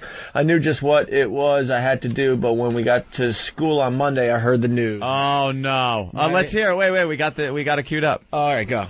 My little girl asked me why everybody looks so sad. Well, my little girl asked me why. Jesus. The fuck? What a morbid song. Just what the hell's going on with country music? What the fuck is going on? Stop whining. Who is your daddy and what does he do? It beats me up and kills me. Oh my God. This is the new rap. Yeah. These guys are gangsta. more pain than rappers. We got 9 to go, so let's move on. Enough with Alyssa lies. How about we have anything on the? We don't have to do. We don't have to do all of these. Well, yes, well, now we have to investigate because he made country music step up a notch now. Yeah. All right, let's go with Sugarland in 9th place, top country songs in America. These are songs we've never heard before. Settling. What's not that about? settling. That is about a junkie. And the cocaine settled in his system. You are really... He couldn't shit it out. Who knows that now? Who knows anymore? Now we're all flustered. Yeah, it's like, okay, you know what? I am not going to say that all rednecks are like this. This fucking Jason Michael Carroll. This guy is sick of settling. They bluffed us. It's all about what am I fucking doing? My job sucks. My whole life sucks. I'm sick of settling. Nope. I'm moving on. Yes, but... I'm going to Kansas City. The only difference I have is this. He's not talking about him, because remember, the whole world's getting fagged up. He's talking about he's telling the story of this group, because I think the girl is lead singer is a girl. It's the story of a woman who's settling for a guy. No guy would ever go, I'm tired of settling for these funky bitches. Only women are allowed to say I'm settling for a guy. So she's sick of settling. She's sick of. That's the only difference I have with you. All right, let's move on. You got anything? Settling.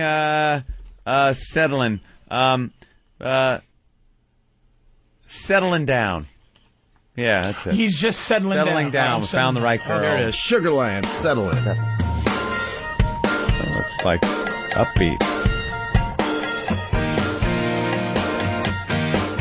Is this emo? Shut up. That's an easy one. She ain't settling. She just ain't settling. Yeah. That's a whatever one. She's just a whore, but she ain't settling. I ain't settling for anything less than everything. Yeah. All right. Yeah. There you go. Good luck to you. Yeah.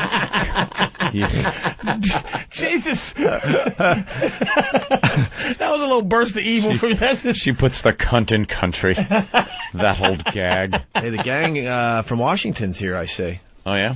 They're looking at our space here. They're rebuilding in the next month or so. We're going to have a much bigger place to broadcast. Ooh. They're taking this wall out. If you've been around these parts, they're taking this wall out. That's nice. And they're moving the studio all the way back to our office. It's going to be massive. Why are they all shaped like Al Del Vecchio from Happy Days? Look at this Al Del Vecchio. Look at him bending down. Why do they all look like they're going to make donuts? He's bending down and you still can't tell where the ass begins. Holy all right, what's going on there? Shit. All right, listen, they're great all guys. Built like bowling pins in Washington. They're great guys, though. Let's move on. They do some good things for us. All right, let's... Look, they're our listeners. If our listeners were older, that's all. Shit. All right, stop. Look at this guy. Will you stop? Look. Look at these messes from Washington.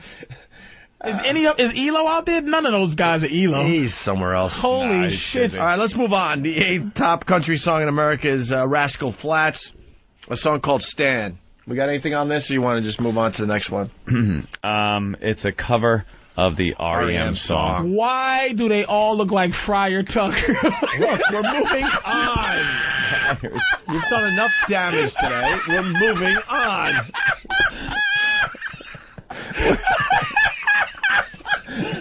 Dude, do you realize you're just as big as these guys?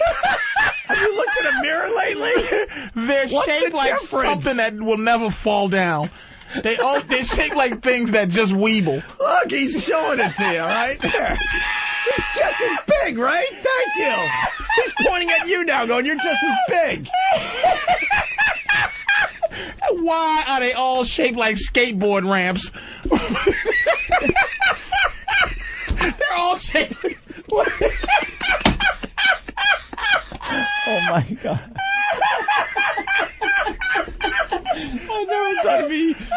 I never thought it'd be so funny just to watch guys walk. Just a mess.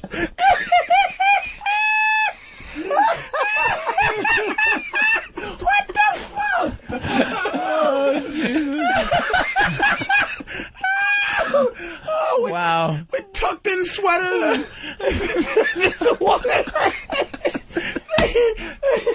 Leave it to Patrice. Oh, shit. Patrice. They all look like they should be just drinking bottles and James all day long. Oh my God! Holy shit! We were gonna have a new studio. I laughed so hard my neck hurt. I'll take the blame. All right, just throw me out of here. All right. Oh God Almighty! You want to move on from Stan? Is it worth it? Ugh. I don't want to look. Nah. Stan is whatever, right? Let's just move on to the next one because we got a Carrie Underwood. Yeah, it's generic. It's generic, all right. Wasted. Yeah, Carrie Underwood, Wasted. It can't be about drugs or alcohol. Nah, she's like too goody two shoes. I know that so I'm much. gonna say Wasted. On life and positivity and how well her life is going. No, I'm thinking she wasted time, or someone's wasted their life or time in some way, shape, or form. I agree with that. Yeah, there's definitely a story of someone who wasted. Yeah, wasted. She's very Jesus-y. And this is somebody who is not into Jesus, and they're just wasted. They're wasting their time, wasted their talent, wasted their life, whatever it is. She has to have a follow-up that's a little more positive, because she had that Jesus take the wheel we talked about. So she's just high on life. She's wasted, man. Just wasted on love. Yeah, she's just. Well, you know something? Who are we to say yes or no with these fucking country people? You never know. So let's go to. Maybe it's about Alyssa's father. I tell he gets wasted and beats Alyssa. Alyssa Lige really took me. Jesus, that threw me for a loop. Yeah, no shit, man. This was supposed to be a fun bit. I want to play that one for Sal. Watch him cry. Like the Christmas shoes, Ro. Did you hear Alyssa Lige, Ro? It's so sad. I was crying. Like the Christmas shoes. Let's get into Carrie Underwood, Wasted. Hit it. Oh, boy, not good. Not a happy guitar lick there. Sounds a little dark. Oh. Then the fiddle comes in. See, the first one's the bitch, you know, she's maybe in a bad relationship, so she don't want to waste it, so she walks out the door. And then this is a guy, and he's a drunk, and he fucking pours a whiskey down the drain. Well, she's in love with the guy, but he's a drunk. I don't know. Does the story relate? I think it's just individual stories of... Really? He's 21. Yeah, what does she know? Why is she singing about that? It's metaphoric. He's an alcoholic, and she doesn't want to spend her time wasting time with this guy because it's going nowhere because his drinking is more important. No, but he gave up the drinking. He gave up the drinking. Yeah, but she's now the next verse will be about someone else. She's not buying into it. The next verse will be about someone else. It was just symbolic, but he's not really giving up drinking. Oh. They have a high attention span. They don't have ADD because unlike pop and some rap, right? Yeah. The song is about jack shit, and then it's the hook. You know, like, you know, blah blah blah blah blah, and then it's like, yeah, that's the hook. Yeah. This shit is like the hook has to do with the song. Yeah, it's the whole story. And it really bugs me, which shows how fucked up I am with pop and rap, is that it leads up to like a list of lies. Like, you gotta listen to the whole horse shit. Like, it's a parable. Yeah. You gotta listen to up until the point where story right up until the end. Like, it's boring me to tears. Yeah. Like, it's like, ugh. Yeah. All right. Did we get the answer? I don't even really know. Yeah. He's a drinker, and she's like... They don't want to waste their life away, so they kind of... Yeah. So they're going to give a shout out to drinking. What is this? What is she, 17 with this morbid shit? Yeah, she's... This should be sung by one of the, like, Shirley Temple or something. Dolly Parton should be singing this shit. Yeah. She's had a life. I used to be a child star, and now I'm not. I'm old bitch, I'm politics and... Martina McBride, moving on. My pussy's dry. Fuck Mickey Rooney and... What the fuck is wrong with these girls? Holy shit. All right, who are we doing? Martina McBride. And may I say, the same fucking people are in the top... There's every not time. one We new haven't done this motherfucker in 3 months. Yeah. A song called Anyway. Anyway. Oh, no. What the fuck could that mean? Anything. Anyway. That could... Anyway. Well, if it was rap, it'd mean the bitch should take it in the ass, she'll take it in the mouth, you put her legs behind her back, nigga, she take it down south, she take that shit anyway. She'll take it any motherfucking way you give it, bitch. It ain't rap, though. And if it was pop, it'd be like, anyway, it'd be a girl going, I'm better than you. Anyway, I ain't listening to you. Anyway, but fucking this country, music. It could be whatever. I can't think of it. Can't be anyway. It can't be I take it anyway. Okay, here it is. She's got a big fucking problem, right? And she talks about the problem. But then during the song at some point, she goes, anyway, like then blows it off and goes into some inane fucking conversation about something. But she should be more concerned about her problem. She's talking to a friend, and, you know, here's my problem. Anyway. No fucking way is that country. That's all I could think of. I couldn't help myself. I peeked. Son of a bitch. It was right here. You're cheating. So you just can't tell us, what is he close? Put it that way. Is he close? No. Not even close. No. Fuck. She'll take dick anyway. It's Just like the rap version. Anyway, yeah. In my mouth, in my... Yeah. Are you serious? No. No, I'm just going with his bit, you ass. What could it mean? I'll take dick any way you want it. Give it to me. I'll take dick any way you want to give it. Anyway, ass in my mouth and then with a digit.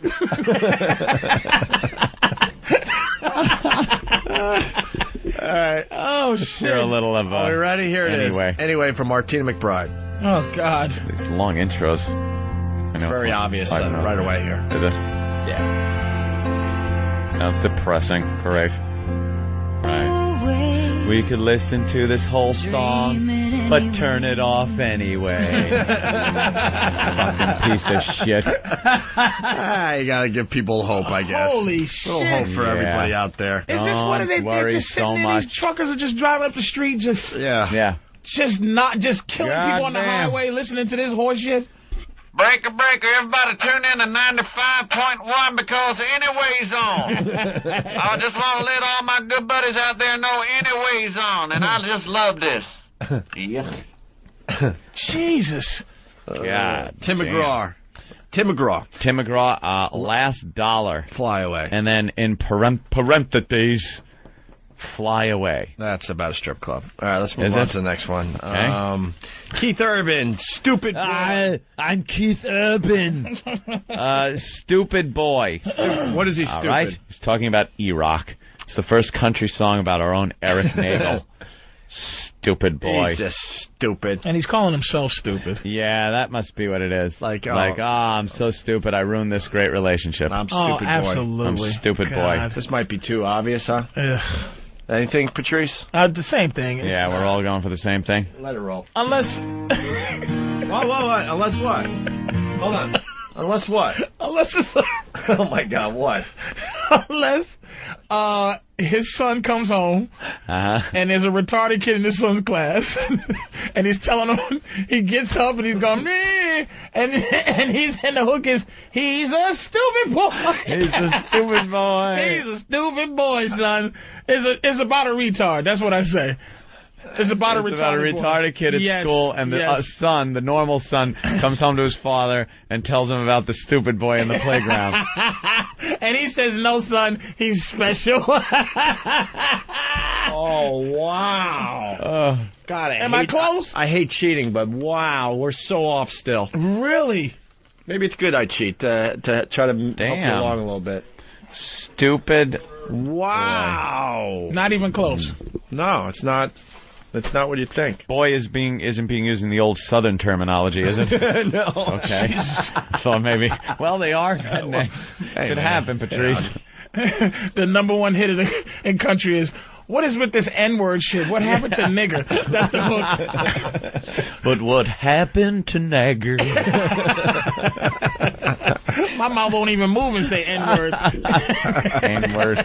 Stupid N-word. Now you can't even say that. Wow, we're totally off. What'd you say again? I said he's stupid for losing a great relationship. It's gotta be that. No, you would think it'd be as obvious. What else could they That's why turn it's that so into? good, because you would think it'd be the obvious answer. Boy. Yeah, maybe he wouldn't call himself a boy, but here we go. Let's listen. Get a little feel. More sadness. Yeah, of course. It's country. Goodness. Isn't this what I said? Well, yeah, the chorus explains it. I only read the first part. Jesus. The first part, wait, I want to defend myself, though. The first part... It's very close to what you're saying. It makes it sound like she's unattainable. Like you're stupid for thinking that this unbelievable girl would be with a guy like you. And then the chorus pretty much makes it that you're right. I thought, when I heard the opening there, I thought he was stupid because this girl really likes him, and he's like, you know, not giving her the time of day, and he realizes what he missed out on, which would have been, you know, close but different from what I said. It was like almost, it was all in the same avenue, you know what I'm saying? Yeah, shit. I'm so glad I'm not a fan of this shit. So if I ever meet Keith Urban, like, I don't know him enough to not ever have to say anything nice to him, like if I met him. Yeah. And it's like, wow, you're Keith Urban, you know, I listen to a lot of your shit stinks. Like, I don't have to like Keith Urban. It's like I might meet him somewhere, bump into him, and it's like, I just... Hey, stupid boy. Yeah, stupid boy. You know what? This country music shit, I would like to go on one of these little country music things and just go, you know, this shit is ridiculous. I'd like to say that. It's ridiculous. It really is. There's a huge audience. Rodney Atkins. We got 3 songs left. You want to do Rodney Atkins? Yeah, Watching You? Watching You. Well, here's the 3 we could do. Watching You by Rodney Atkins. Kenny Chesney, Beer in Mexico. That might be whatever, right? Yeah. And then Ladies Love Country Boys by Trace Atkins, the number 1 song in America right now. That seems pretty, it's probably real upbeat. Ladies Love Country Boys, a party song about how ladies love country boys. And he brought back the violin. Yeah, that's, of course. That's the honky-tonk. Yeah, that's the honky-tonk, badonky-donk. He brought back the violin and the thing that you scrape with your fingernails. The washboard. Yeah, right. Watching You seems a little obscure. You play the jug. You're playing the jug. And the one line, yeah, the one string bass. The one string bass. Ladies love country boy. Barefoot. Ladies love. Don't Steve love all this shit? Having a feud. Steve was like a huge fan of this horse shit. Yeah, Steve's got a little soft spot in his heart for this. Watching You, Rodney Atkins. This could be the last one. Then. Watching You, I think, would be guy. He's watching this chick. She's in a shitty relationship, and he's kind of waiting and watching and seeing what happens so he can grab her up. You're not looking at the spelling. All right. He's looking through a window. And he's jerking off to a Chinese girl. Yeah, that was my first choice, and I should have stuck with that. Oh, I'm watching you. I'm watching you. I'm watching you. Johnny U, and I'm being my dick. This song is for Bill Murray and Caddyshack. He's watching you. Actually, it's he talks about looking through Alyssa's window and watching her lie asleep. In parentheses. I wonder why she's not getting up and hitting an alarm clock. Yeah, why isn't Alyssa waking up for school? Oh, country music. I'm watching you. Oh. What's the real answer, man? I would say, watching this girl that he likes or in love with or whatever. He's too scared to make the move. No, she's in a relationship. What? But she's in a shitty relationship, so he's kind of watching over her, watching her, he's got her and back? waiting. Yeah, No fucking way. Yeah, it's as simple as what he said. Yeah. He is watching a chick. These low self-esteem country music guys are always. He's watching a girl that he likes, and he just can't find it. He can't make the move. Right. And he wishes he could. Can't make the move. There's no way. But the song's gonna end with a little hope. Oh, good. Maybe she smiles at the end. She dies. All right. Any other answers coming in? Yeah, that's about it. And the end of the song, he's gonna be. But I didn't know you were watching me. Oh, yeah. Oh, I had to sit through the whole thing for that. I'm gonna dog shit sniffer, always good for one. I'm gonna help him out a little bit. He's in an outhouse looking for his wedding ring. Goes back to an old story. Wow. The guy hid in the fucking portable toilet to look at. We're still looking for that audio, by the way. The famous story of the guy hiding in the old outhouse. Yeah, that's a good one. The outhouse in the country where they just dig a hole and throw like a little thing on top, and you take a dump. And he actually crawled into that crap to watch girls look up at girls' parts. Well, Dan's got an answer. Well, we played it. Oh, you did? Okay, good. Okay, then we did find it. I'm sorry. I didn't know we you guys did that. All right, so here's Watching You. What's up, Pete? Surprise. Yeah. So I started drinking the orange drink. 4-year-old said a 4-letter word. It started with S. Here it comes. From Opie and Anthony. He said, I've been watching you. That ain't that good. I'm your buckaroo. I wanna be like you. Then he dropped the N-bomb because he's watching Dad also. and he tussled his kid's hair and said, "Now that's okay." We got cowboy boots and camo. Then he punched Mama in the face. I've been watching. Oh, bro. See, he's learning. Look out what you do in front of your kids. I learned it from you, okay? Yeah. How much you think it's going to cost to buy our balls back? I learned it from you, Dad. Learned it from the priest that touches me. Cool, I'm your buckaroo. I wanna be like that could be the worst country song I've ever heard. And I hate country music. And that one is above and beyond. It's bad. It's number 3 in the country. But what happened? There was a I don't know, I can't think of it offhand. But there was a time I like country music was music that I used to like. Like they would say some shit or. Yeah, maybe like old school classic, guys, like the classic rock version of country. They were something like that. What's the famous ones back in the day? You know, like what Charlie Pride. Take the ribbon from your hair. That shit, like that Rhino Records. No one knows what goes on behind closed doors. It used to be good. Stand by your man. Stand by your man. Yeah, that's shit. All right, listen. Now it's. Are we done with this? Finish his McNuggets. Scooby-Doo What the fuck is that? Scooby-Doo Nightlight. Hit him up. Yeah. There you go. What the fuck is this shit about a Happy Meal? What's this message shit from country? This is so bad. Right. You fuckers. What is it, white-on-white crime going on? Unless we got something for Ladies Love Country Boys or Beer in Mexico, we're done. Oh, yeah? What is this, Beer in Mexico? Nah, it's just Stand By Your Man. Yeah. Ah, yeah. Jesus. Beer in Mexico? Nah. Ladies Love Country Boys? Nah. Those are obvious ones, right? I don't know what Beer in Mexico. What's the melody for Ladies Love Country Boys? Let me look at Beer in Mexico, the lyrics. See if it's even worth going there. And then play Ladies Love Country Boys. Just throw that on, because it's got to be a party. Yeah, see if we're right. A lot of yahooing. Party yahooing. And, well, because the ladies love country boys. Happy Meals. Fucking All right, beer in Mexico. Let me see the Where'd you learn that, son? From you, Dad. From you. I learned the S word. It's fucking episode of Family Matters. Horrible. Not even brave enough to commit. You know, it's the N word. Should have said, fuck. Yeah. I mean, seriously. There's a director's cut of that song. Yeah.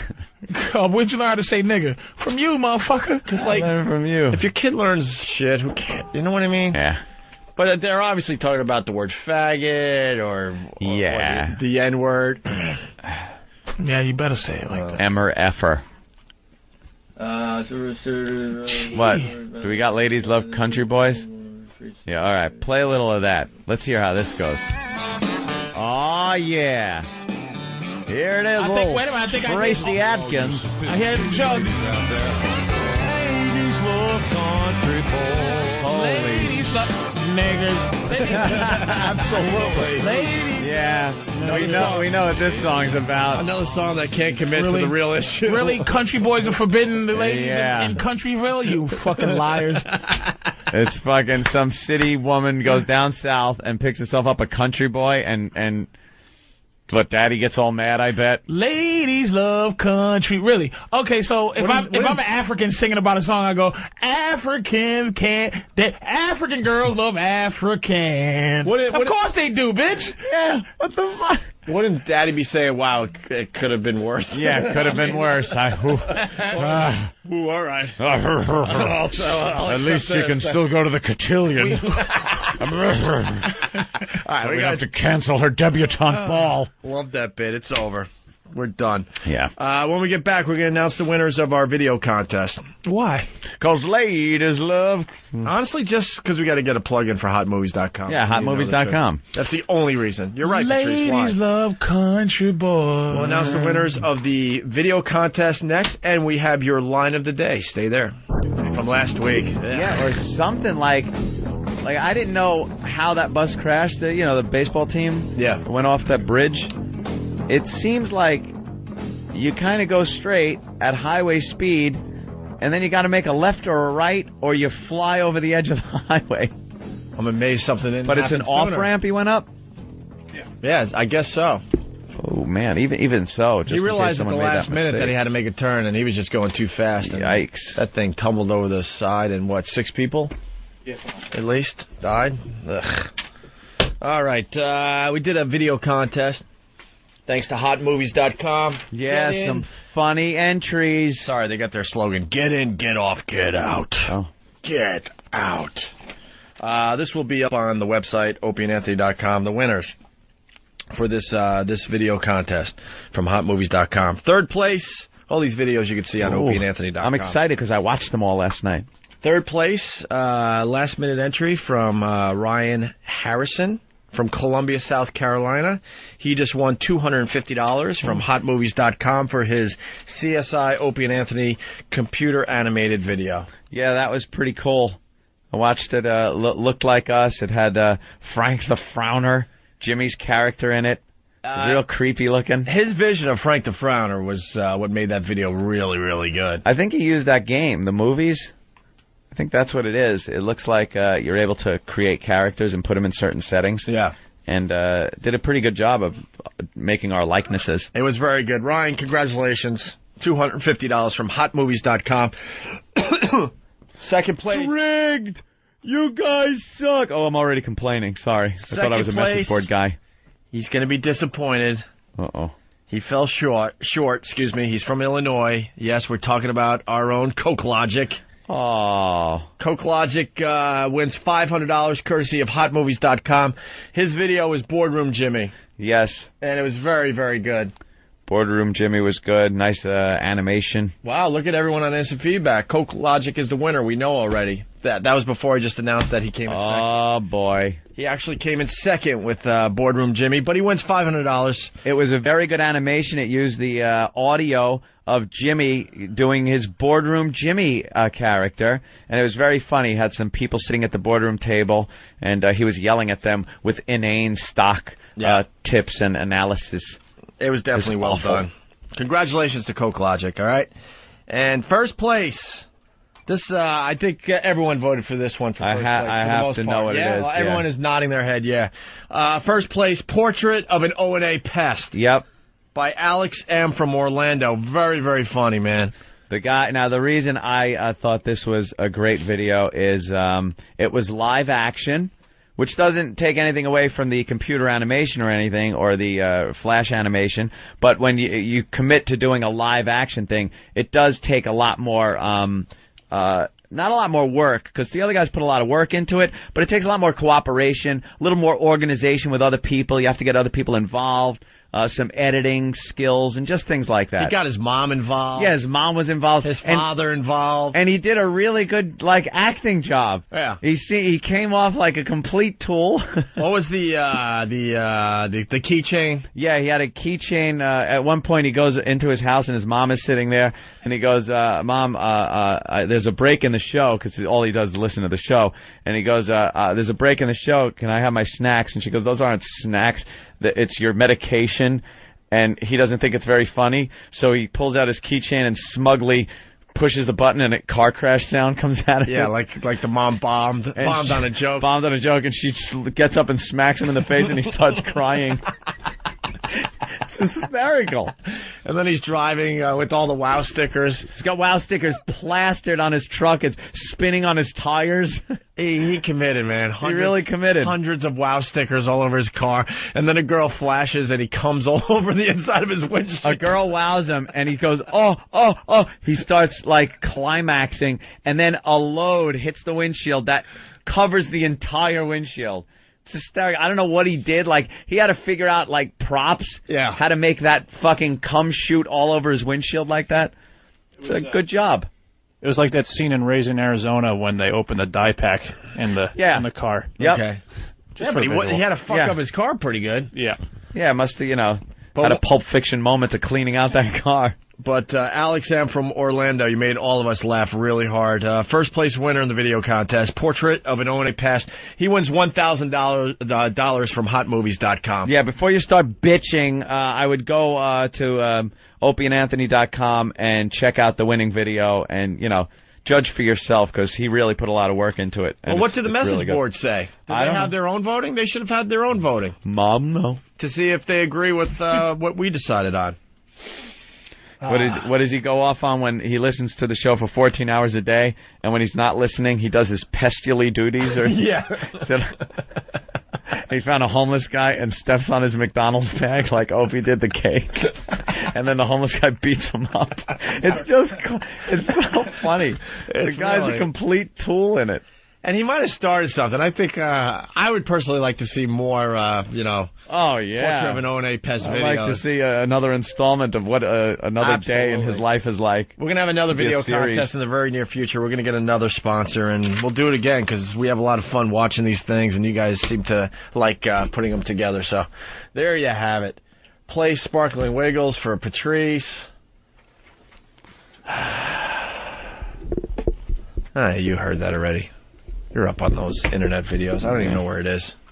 We should just go home. Okay. Huh? Do you want it? You want? Well, it'll outrage Patrice. No, I don't even think it'll outrage you. The bottom one. Bottom one? The mother outrages me. The kid's an innocent little kid. She just can't speak properly. The mother, though, oof. All right, one more time. We haven't played this in a while. Yeah. It's a Friday. It's a video that is very popular on the internet. Extremely popular. Little blonde-haired girl that can't quite pronounce certain words. They come out differently. You seen it? You look mad. Wait till you see the mother, or hear the mother. Don't be mad. She's just off. I gave you a great tip today. Don't be mad. That's going to help you. What? You're not shit talking powder? now? You've been talking all morning. The shit what powder? happened? Waiting for. Did you just crash on us? I thought you pushed the fucking button. You're nodding and just kind of staring blankly at us. I didn't realize. Sometimes, this is what happens when you do the show once every 6 months. Yeah. I was waiting for here's what he does. When he puts a CD in, as soon as it happens, he holds up 10 fingers in the air, and then he knows I'm a talk, so he puts don't talk at me. That's a yield sign. That's Wait all. a minute, I don't care. I'm just telling you what the fuck's going on. Exactly. It's a yield sign. And then presses it, and then he does count. I was waiting for it to come on.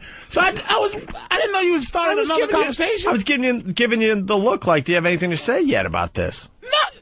I haven't heard it. I haven't heard it. No, that's what I'm saying. I haven't heard it. Right. Here's the video. Here's the audio. And yeah, thank you for the Metamucil tip. It's Appreciate unbelievable. it. I'm going to fucking... Dude, 18 inches on the way. Oh. I hope. You give me a call when you start seeing 18 inches. You're going to be amazed. Curled up just in the same shape as your colon. Coming out looking like a Cinnabon. You know why they hurt when they come out, right? Because they have to go around the corner. Turn the corner? They have to turn the corner, and they're too, And it's too solid. On the way out, they just jab your prostate. Oh, yeah, God damn, man. That's what that's all about. I learned all this stuff. Really? That's why it hurts, because, they're too solid, and they got to go around that corner. Like trying to shit out a boomerang. Fuck. A didgeridoo. That'll hurt. Anything Australian. Fucking walking stick. All right. A shillelagh. I never seen it. All right, here. There she is. Okay. Okay, that's enough. Okay, say it now. We don't like sparkling niggles. Say, too many sparkling wiggles at the party. It's so many sparkling niggles at the party. Say, no sparkling wiggles here. No sparkling niggles here. They get it done. No sparkling niggles. So this wasn't as popular as the black guys smoking the weed. How did that not get outraged? At least you cocksuckers teach. Wow, that's amazing. Well, the kid didn't know. Fucking fucked up white people not get the same rap as fucked up black people? How do they not end up as fucked up? I don't even have an answer for you, Patrice. I wish I did. This is outrageous. The little girl, obviously, she can't say sparkling wiggles. It sounds like... Is sparkling wiggles even a thing? I don't know what sparkling wiggles are. And then they think they're fucking smart being enough. Clever. They're clever. That's why the mother is like... the mother's the worst, because she's like, she might as well just be going, hey, all the crime is done by the sparkling wiggles. She's not even being clever. Yeah, she thinks it's clever. Like, she thinks she's beating the system. Yeah. She's being subtle. Fucking white people really bug me. That's why, that's why a lot of times, man, I don't watch Roots. I don't watch any of those shows. Because it's so easy. But you should just not like you. You shouldn't just say white people in general, though. We went after the mom saying she was ridiculous. White people love that. White people Enjoy in general. watching that. I can't trust any of you. No. Oh, it's still funny, but I mean, you're right. I mean, it's, we called out the mom for like, you really think you're being subtle here? Are you clever kidding me? and smart? Right. And your kid is ruined, and that kid stays with him. You know what I mean? Eric and Kathy wouldn't have played that audio for you today. And they shouldn't have. I was happy up until then. You happy about that fan? You got a part of that too? You just do what you're told, huh? God damn it. I want to hear that Eric and Kathy just do what you're clip told. one more time before we leave, but I don't even know what to tell you. It's like white people you're are totally just annoying. Right. Just you're annoying with your phoniness. They should just give us United States of Negroes. Just give us a couple of states. What states you want to give us, Opie? I would give you... Not any that's surrounded by white folks. We want a way to get out if we need to. Oh, you want I say Florida. Not landlocked. You can't have Texas. Florida. We got to have Florida. You need, That's fair. You like cold. I'll give you warm weather, we'll but give you the beaches. Gulf states. Bad beaches, warm weather. Oh, you already got Alabama. Yeah, Mississippi. You already got Louisiana. We need something prime. You need some. You can have California. I mean, we need a place like to go. Like fucking Oregon and Washington. That's whitey. That's too far north, though, right? We need the Libya. Is it Libya? Not Libya. Liberia. Liberia of America. No, man. you need. I don't want to go back to Africa, but I just need a place where it's just white people, where we have our own no white rules. people. How about it's just awful. You can have Georgia, I guess. We don't want southern. We got southern states. We need a couple of northern states because we need northern exclusive. Northern direction. We'll give you Maine.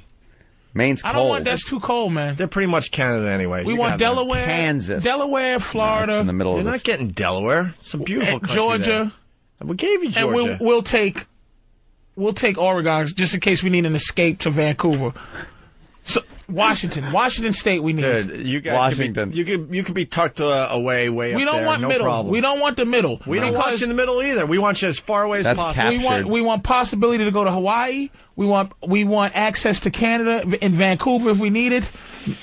Michigan we want just in case we need to go to Montreal. Washington and Oregon. You got it. Washington, Oregon. We got to have Florida. You're not having we Florida. We got to have Florida's Delaware. Weird. You can't have Florida's too Disney. You can have New York. Disney's fuck New York. What are you giving us for Florida? Just appreciation. It's like that 40 acres and a mule shit. We just need it so Florida. we don't have to be under, so that, you know what? So that we can go someplace where they go, oh, where fucking people like this can now entertain themselves, so that white people can now, they don't know what to do without us. It's just, we need a place to go where you don't have your creativity. Like, this bitch has so much creativity because of Wiggles.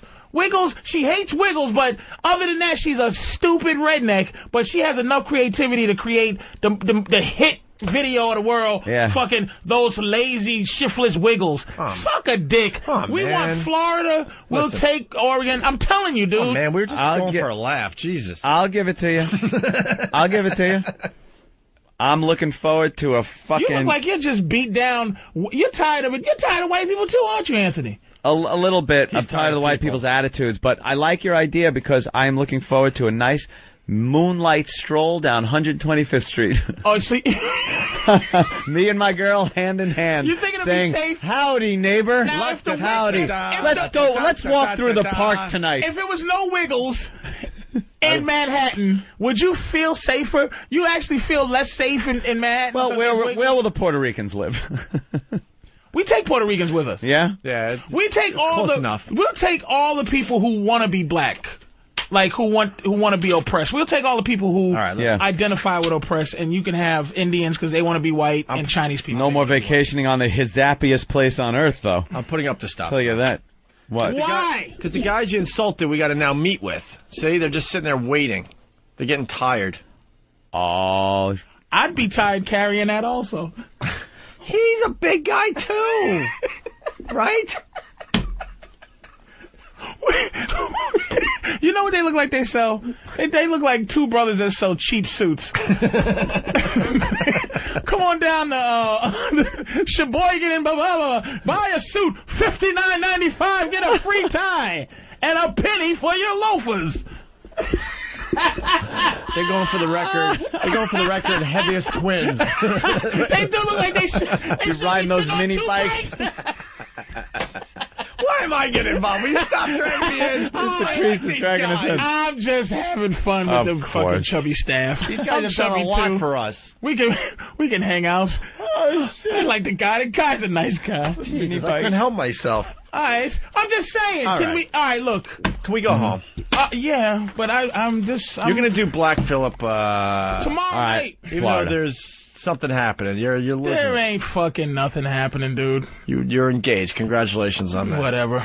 Nah. People know the deal, and she'll be here. By the way, I just letting you know. She'll be here. It's gonna be a big show tomorrow. I'll be listening. It's gonna be a big show tomorrow. Always trying to hear this. Have Patrice be a fraud. Oh, you just love because all you love guys. All right. You're fuck that. All right. No, just kidding. When you're sitting in the fetal position, you'll fucking thank me. I tried to warn you. Don't forget, I tried to help you. All right, Patrice. Bodogfight.com sponsors line of the day. Here's the runner-up line of the day. Look, I know we have a listening problem on the show, but I sat there and was like, I was just closing my eyes and like squinting. I was trying to concentrate as hard as I could, and they lost me. I started nodding off. I was getting Forrest Whitaker eye. I just started like one eye just started King of shutting. Scotland eye. King of Scotland eye. I was just nodding off. That's a really good line. I like the other one though. Which one? The ad. Why did they cut off Patrice's? Stan. Last I noticed, Stan had something against me. I'm smelling Stan. That could have been a trifecta, actually, a complete group effort. Me. No. You think I don't know it? You think I don't know Fan? Steve? I don't smell? I mean should have been in there. Should have tagged that whole thing. Last time I was here, Fan, no line of the day, unprecedented. I remember that. Usually gives the guest line of the day. Should have been. I know. That was a group. Fans, that was a group effort. I think the Idi Amin would have tied it all up. Yep. All three of us were involved in it. I'll tell you what happened. I smell it. Anthony was the clever one, Forrest Whitaker. I'm thinking I got to bring more people to the party, so I'll say Last King of Scotland, because then people are like, oh, all right, I saw that movie. I didn't know they didn't know Forrest Whitaker, and then he put it over the top of saying Idi Amin. Idi Amin, right? I want Florida. Keep going. Maybe he got line of the day. Who knows? Oh, boy. Look at it goes. No. Who knows? BowDogFight.com. Tune into Ion TV Tuesdays and Saturdays for episodes of Bowdog Fights. For all the mixed martial arts action you can watch, check out BowDogFight.com. Here Steve just said, I have nothing to do with this. You don't like Line of the Day today? What? Yeah. What? But He's just pointing at me as if I had something to do with it. I just said, no, it ain't my gig. You, and then pointing at Fan. You just did your Dr. Bellows impression. I don't know what. What? Stan, well, Major Nelson it. I thought I was in a bathhouse. What happened? What? We're on the radio. Do we got another runner-up, or is it Line of the Day? Here's Line of the Day. Here comes Line of the Day. Line of the Day. All right. Intro takes forever. Line of the day, line of the day.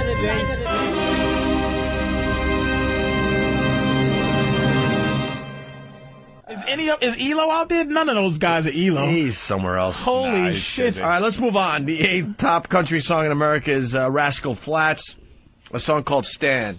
We got anything on this, or you want to just move on to the next one? It's a cover of the R.E.M. song. Why do they all look like Friar Tuck? Look, we're moving on. You've done enough damage today. We're moving on.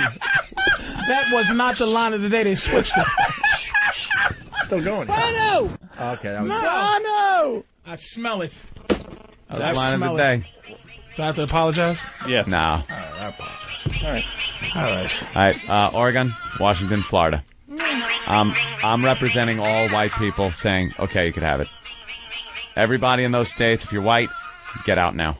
You got to leave. What did you give us? Washington, Oregon, Florida. What you doing? What happened? We're still on the air? Pack your belongings, white people, and leave those states. Florida. Yeah. Oregon, Florida, too. Washington. Yeah. Michigan. No, you Michigan. can't give them Florida. You like Disney World. I'll give up Disney World to have you still 47 states pristine white. Could you imagine that? Yeah. That would be boring. You need a little color. I like a little color in my poop. Just makes everything exciting. Aw. And we keep the names, too. You don't get to call them, like, N-Wordville. No. You don't get to... Like they'll be our own... The maps will change and the globes will... You don't get to call it Kentucky.